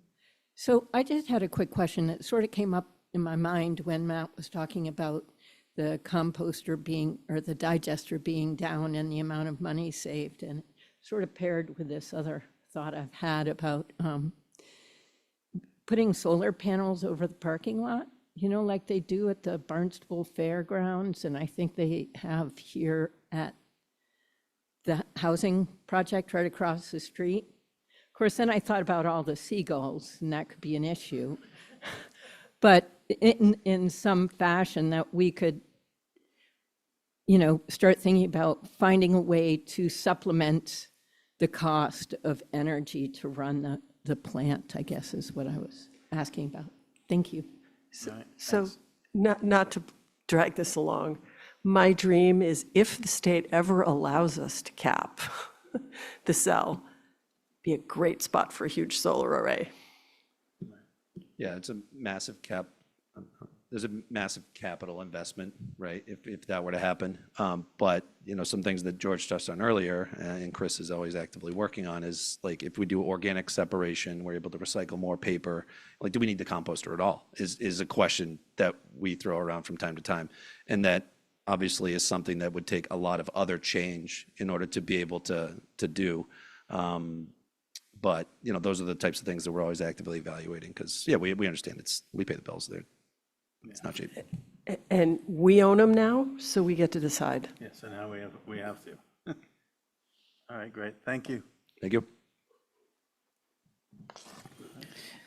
Okay, on to town meeting. And thank you very much, Drew, George, and Chris there, and also Brooke and Howard, Matts. There has been a huge amount of work that's gone into this. And also, I'm going to forget somebody, but Brian and Rick, of course, have been very helpful. I'm sure there's more, but anyway, it's been a lot of work. But I think we're in a really good place now with the waste services agreement. So the town-sponsored warrant article review. In your packet is outline number 4 of potential warrant articles, town-sponsored. And what I've been trying to do is put in bold the items that are different or updated or changed from your prior outline. So the first item on that is on the first page under general bylaws. I just struck out the e-bikes and e-scooters item because I think we now know that there is pending state legislation and we were concerned about when that might pass and any conflict of anything we might propose in that. And we know that the police department is undertaking some very heavy enforcement on Class 3 e-bikes. The noise bylaw. At your meeting on November 5th, there was, as you know, a lot of discussion about this. Subsequent to that, a modified proposal was submitted, and that is in your packet. I know Carol Greenberg was going to try to come on and review it if you had any questions, but I don't think she was able to stay. Oh, she on? Okay. And I don't know if Carol might want to just quickly review what changed as a result of the discussions. I'm here. Yes. Hi, good evening, everyone. So based on the feedback from our meeting on November 5th, we changed the date, the time to be 7:30 a.m. year round. Previously, it was 8 a.m. And that was exclusive daylight. This new change would be exclude daylight savings time. But that still is an option and on the table if you wanted to have a 7 a.m. start time between the dates of November 1, I think it is, to March. You should have it here on your attachment, I think March 15th. Clear applicability to commercial operations only. An exemption based again on the feedback from the last meeting for routine golf course maintenance under landscaping bylaw, and permission for work on Sundays between 12 and 6 p.m. And I think that was pretty much it. We made those revisions and submitted them to you. Oh, there you have it on the screen. All right, is there any discussion Any of it? questions? Any questions or discussion of this?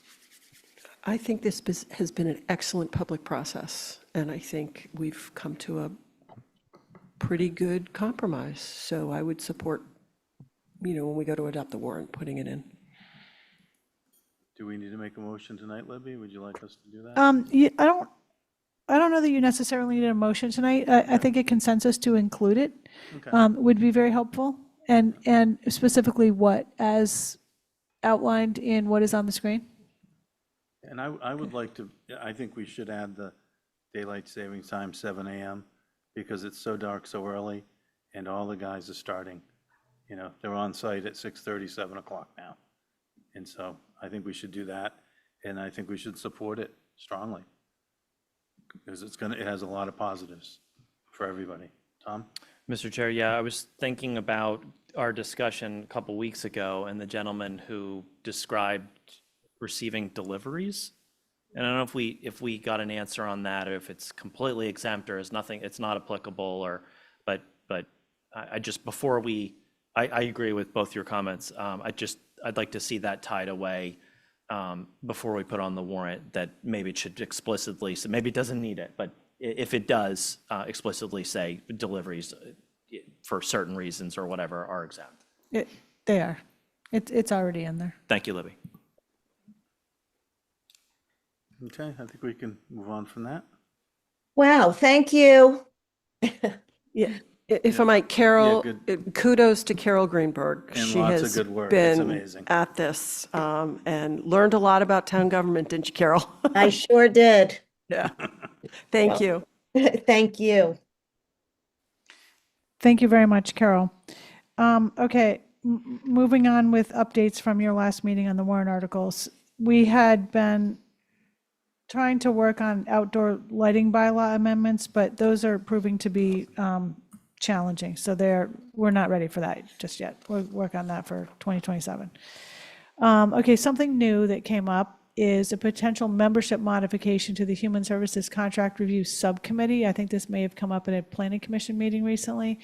And due to the difficulty of getting a quorum, I think, or people to apply to the Human Services Contract Review Committee, which we sometimes call the CRC. Go ahead, sure. Yeah, this came up because everyone who serves on NPNEDC is there for the most part because they serve on something else. And so the commissioners are really heavily committed already. And so Contract Review Committee seems to be the one that it's hard to get someone who's on the NPNEDC to add that to their plate. We did talk about it at NPNEDC on Monday, and I think we all agree that having the connection between the human services space and it is a topic of regional concern, so keeping that connection, but allowing the NPNEDC, if there is not a commissioner who is able to serve, they can solicit volunteers from the community to apply and be appointed by the commission in lieu, so as their designee. So hopefully what will happen is then the NPDEC can find someone to represent them and then report back to the MPC and keep that connection through to contract review. So that's why this proposal came up this week.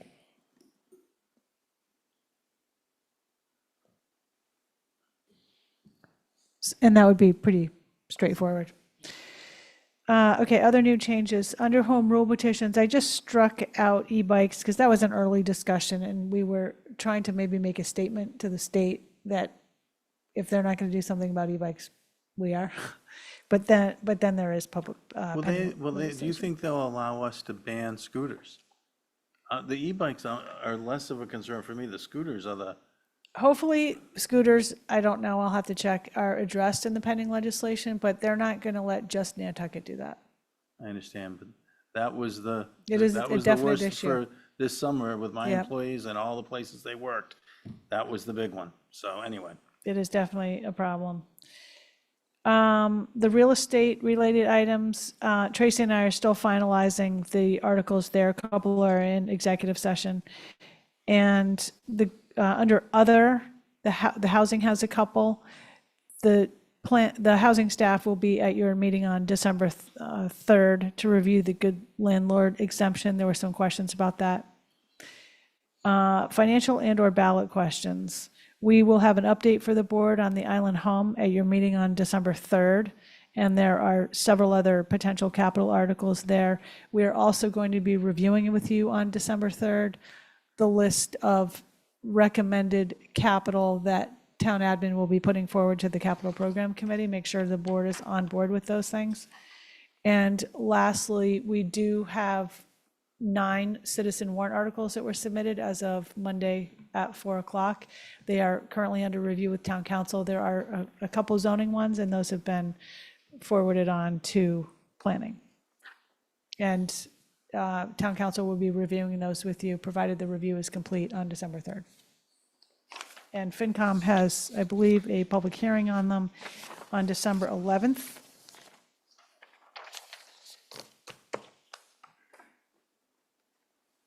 Okay, thank you.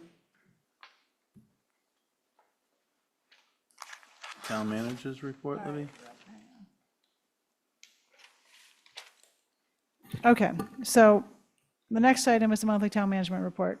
We're trying to get better with our monthly report and make it more interesting looking and lots of words on it.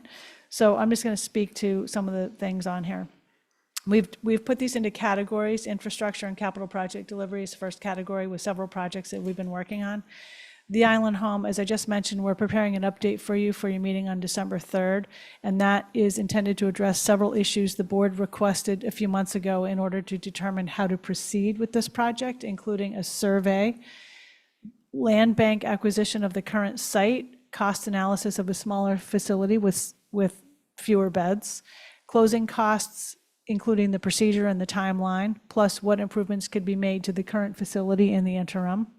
Revisit Sherburne Commons employee housing that we were going to rebuild on site and move the existing off site to simply having it on site. And we're also not necessarily connected with the project, continuing to meet with the administrator on a regular basis to monitor the census, potential regulatory changes, the budget, and staffing. The Sconset Fire Station is a project that has been around in sort of design phase for some time. There was a design several years ago, pre-COVID, that was viewed, I think, by some neighbors and some in Sconset as quite a bit too big. So we've tried to scale it back a bit. We're revisiting the feasibility study on this. We were intending to hopefully have some housing in there. That obviously makes it bigger, and there needs to be more features within it.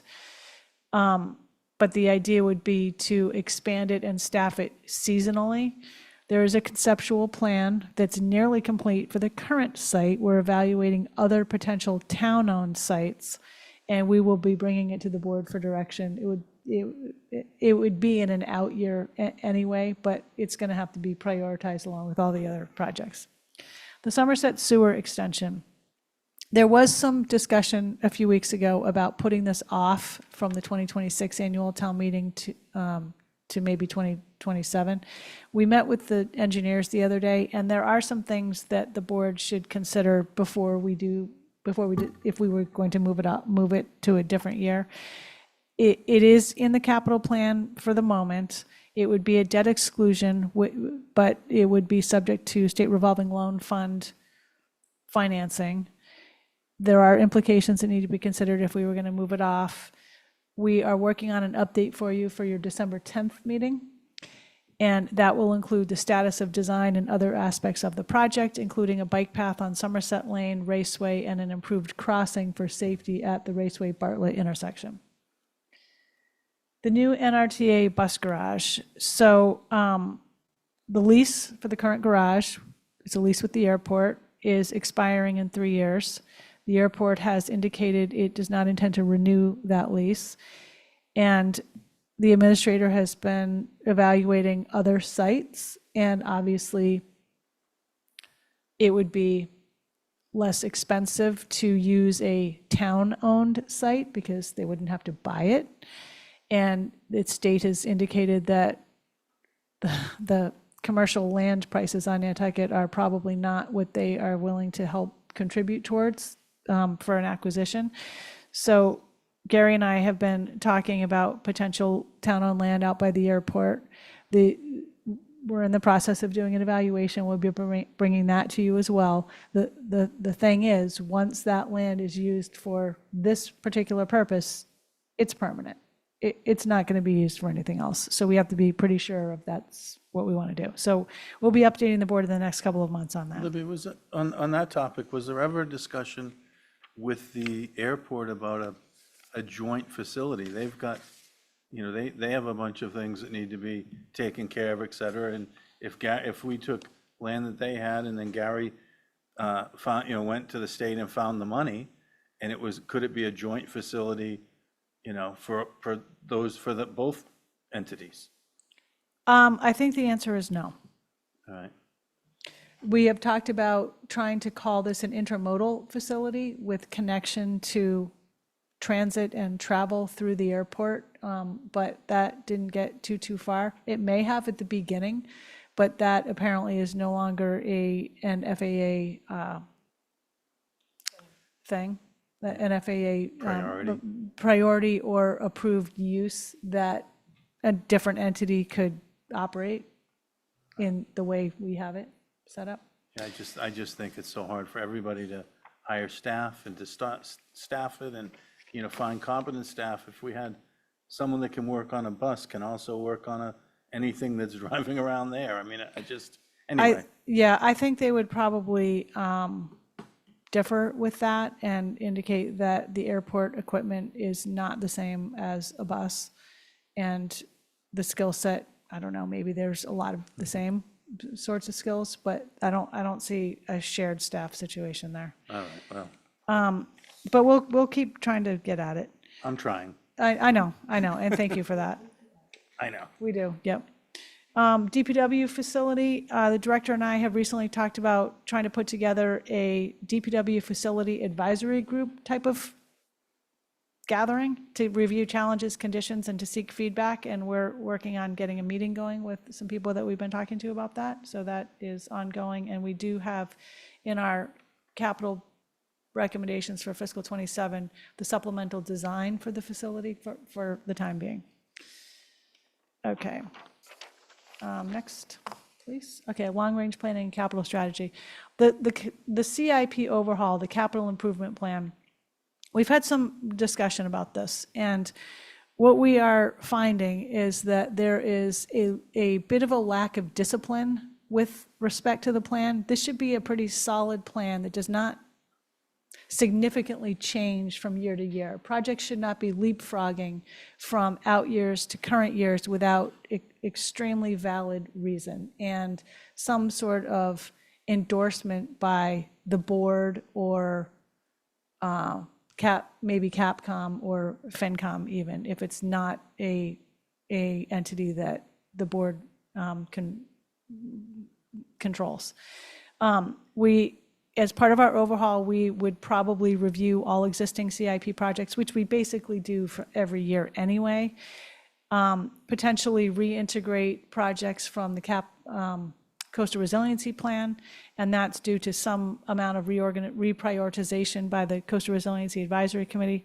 You'll hear more about that, I think, on December 3rd when they come in with the Coastal Resilience Coordinator comes in with the quarterly crack report. We've talked about updating our scoring and prioritization framework and the discipline and challenges with keeping the plan the same so that people can rely on it and they know we don't get into the collision situation. We are in it now, but that is going to mean we're going to have to make some difficult decisions about what will move forward and what will be put off or not moved forward and maybe discontinued. The collision isn't going away for quite a while. No, it isn't. Yes. However, if there are some tough decisions made about whether or not we're going to proceed with certain projects, it could be minimized. But those are hard decisions. The fiscal 27 capital project reviews, I mentioned this already, those are going to come to you on December 3rd. And normally we would have done all this a lot earlier, but the Capcom wanted to change some of its RORI criteria, that is return on, what is it called? What is that? Return on rate of, that. And that caused some delays in our review process. Plus we had some other collision items of our own going on that aren't related to capital. The master plan. I spoke with the master plan consultant earlier this week, as well as the planning director. And the planning director suggested that we start seeking some employee feedback as this process continues so that we can make sure that there is some buy-in and some understanding among employees about what their responsibilities might be, depending on what it comes in here. So we're working on getting together some groups of those employees to meet with the consultant and the planning director later in December. The select board strategic plan, we are working to compile basically the results from your October retreat, and we hope to have a draft for you. We typically have something for you in January to basically readopt. And PFAS, that's just ongoing, and we spend a lot of time on that. There was an info session held earlier this week, as we mentioned, and there's another one scheduled for, I think, some later time in December. And we have a few more of those. It's just, there's lots of information about that basically all the time. Next, please. Budget, finance, town governance. So as you know, we are working on our fiscal 27 budget. And that is going to be coming to you on December 10th. Our department review process is pretty well done. Our revenue forecasts are being refined, and we'll have something for you on December 10th. And it will be a little different this year. We've been giving you a PowerPoint that we have been trying to refresh, and you're going to be seeing this year what the presentation in OpenGov, which is the software we use for a variety of things, including the budget, looks like. And it has summaries and tables and charts and things in it. It's going to be a little more informative, I think.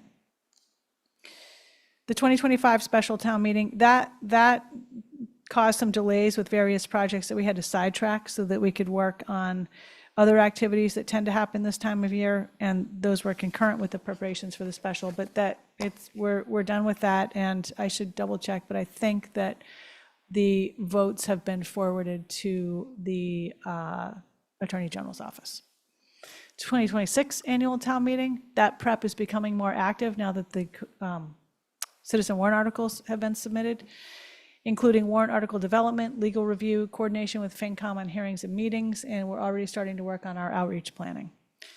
The waste services agreement transition, you heard all about that tonight, and that is just going to be ongoing. I jotted down that financial and habit changes are going to be necessary, so stay tuned on that. The Community Claims Fund, you heard about that last week, and we need to now get our outreach plan executed on that, and we'll have to get at that. Next, please.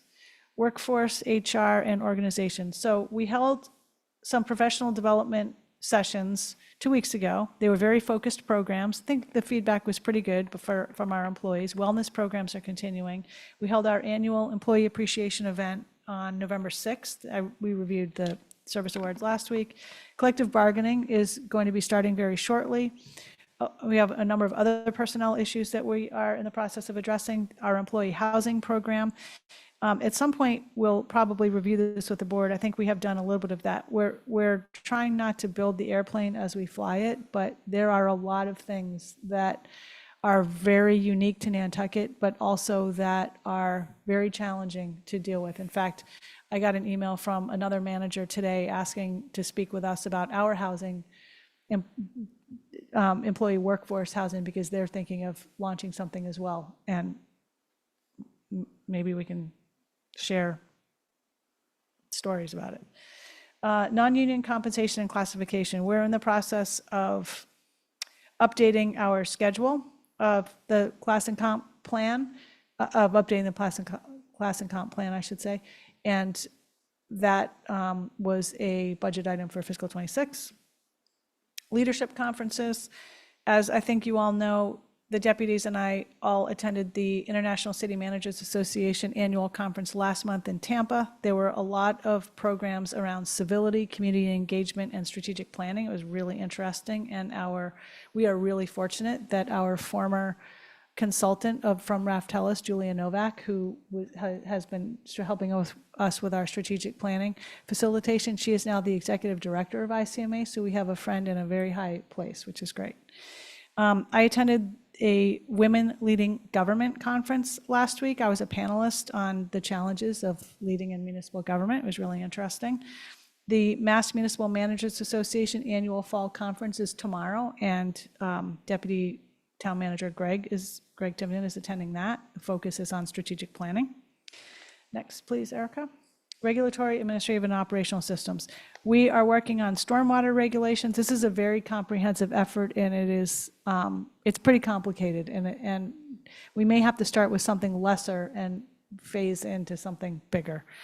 But something will be coming to you in the next few months, hopefully. Departmental enforcement reports. I recently asked certain departments to provide me with more regular monthly reports, maybe monthly, maybe every other, on what type of enforcement they're doing and what the outcomes are. Some statistics and numbers, which I will share with the board when we're trying to get it more standardized looking. So more to come on that.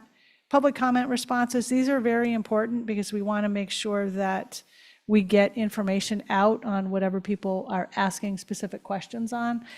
It is time consuming to put those things together, but we do think it's very important so that misleading and non-factual information is not lingering out there. We are working on project management software implementation. Our project manager, Kevin Manuel, he showed us a demo recently of what he's working on so far. It's really interesting, and at some point when it's a little more populated, maybe we'll bring it in and show you what it looks like. It's going to be really helpful to help track and monitor bigger projects. Over the road permit review. Eric and I have been talking off and on for several months now about trying to overhaul our over the road permit application. It's hard to get to because it takes a lot of focused time to get at it. So at some point, we will be bringing that forward to you. Due to an unfortunate communication, a message was sent to the public that called into question the status of the so-called finger sign at the base of Main Street near the Compass Rose. That sign stand, in fact, is not being removed permanently. It is under evaluation to be cleaned or restored and or replaced. So don't fear that it's going to go away. It might temporarily, but it will be back permanently. And a newer item that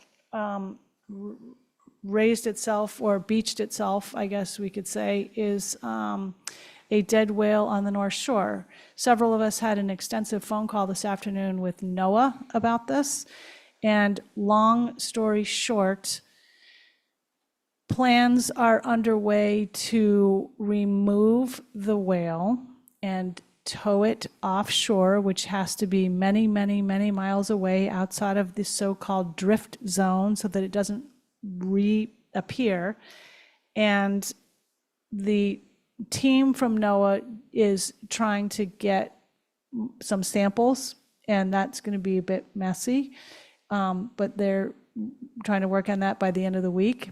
And there's not a specific time or day for the removal, but it is going to hopefully happen soon, before Thanksgiving, I'm going to say.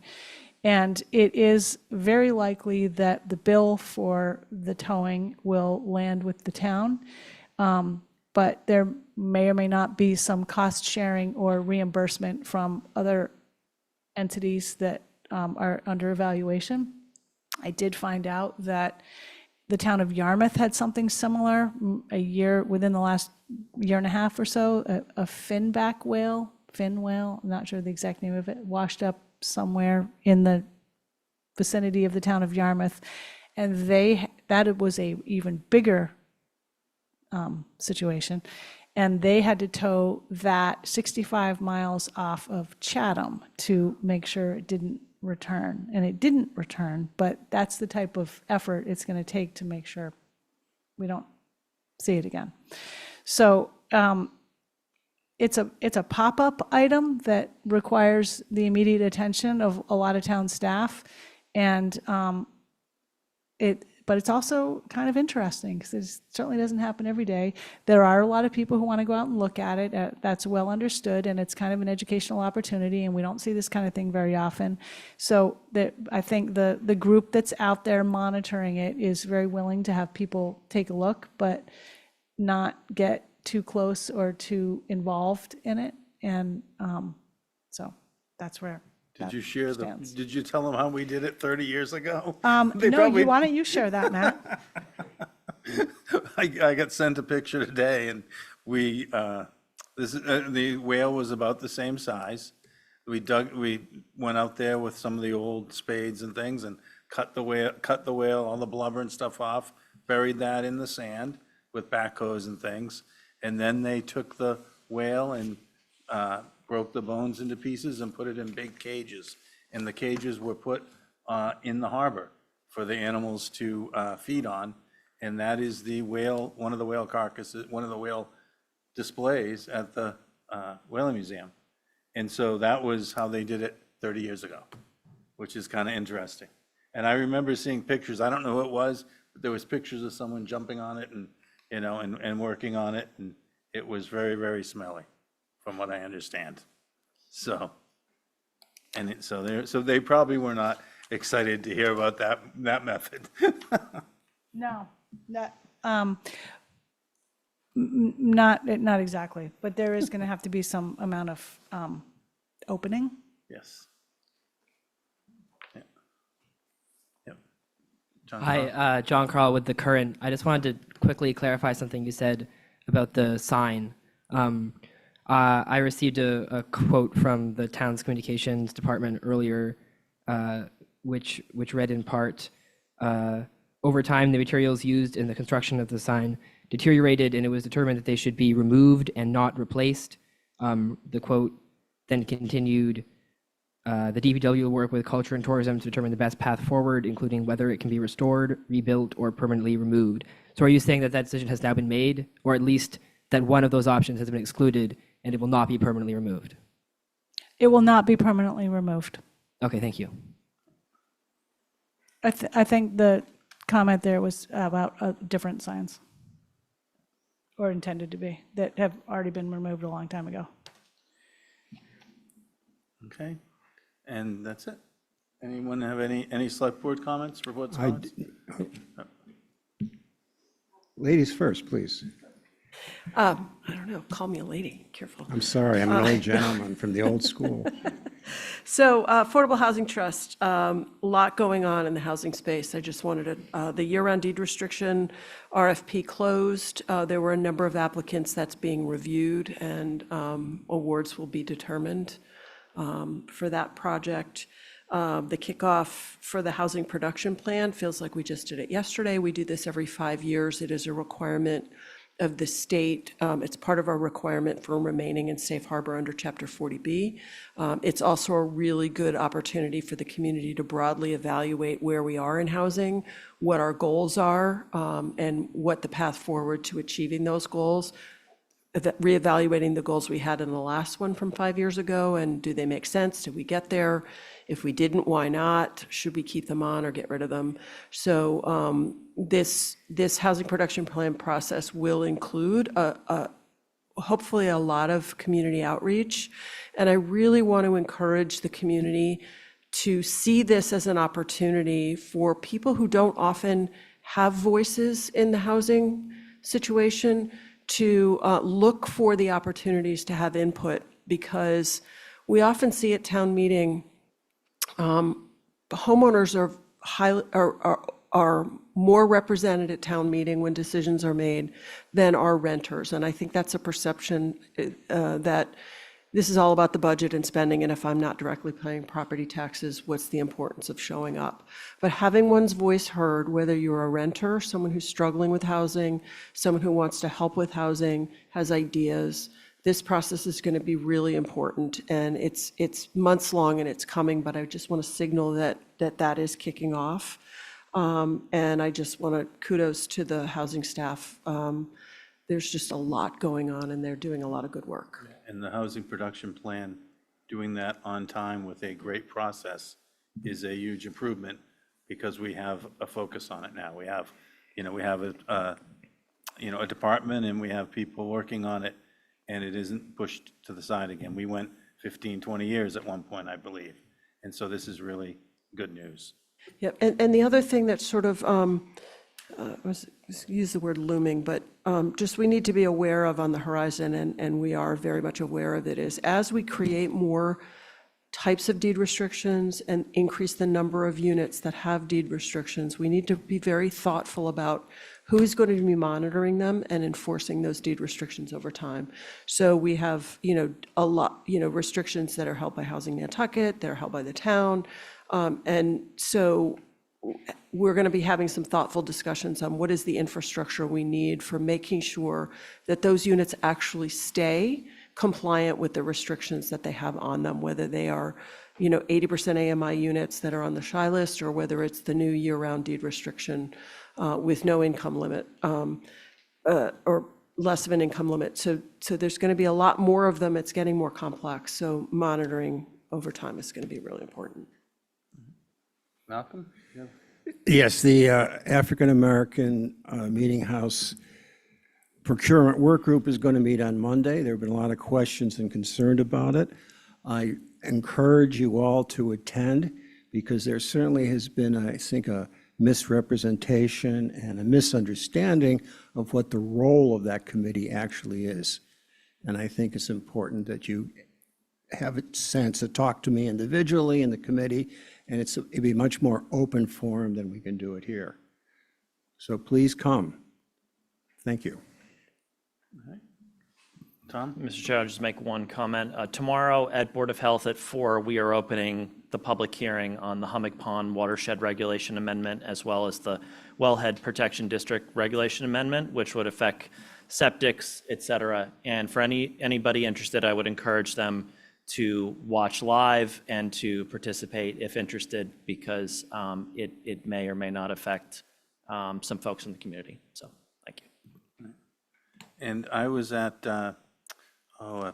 Washington Street meeting. We talked about groundwater, and there was a lot of discussions about sort of surface water and water rising up. And one of the neighbors down from Brant Point had talked about how you can see in that area the houses are getting lifted up slightly, and the land gets lifted a little bit, and then the neighbors all are getting, get a little more water and et cetera. And we're going to be facing that.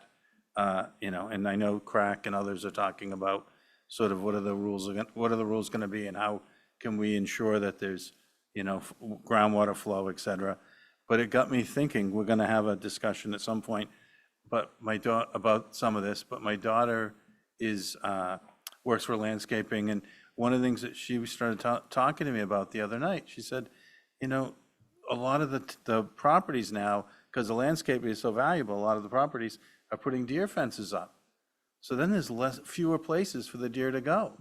And so it's one of those things you wouldn't think about because you're taking care of your property. But the deer don't recognize those property bounds, just like the water doesn't. And so all of a sudden, we have a lot of deer, and they seem like they're everywhere. But the more that we enclose these properties and keep them out of certain properties, the more they're going to be everywhere else that isn't closed. So it's just something I'm not saying there's a solution. I don't have any idea, but it was just an observation that I think is a pretty interesting one. That, things are, it's tragedy of the commons, or, we have a commons and the deer go everywhere. If we don't, then where are the deer gonna go? And who's gonna really be impacted? They're sitting out here at the, at the Rotary. I mean, so, they're downtown, eating out of the fountain. I think we have to sort of, it's something for us to, and I probably would be the Board of Health maybe, or I'm not sure where, but it was something to be thinking about. All right, thank you.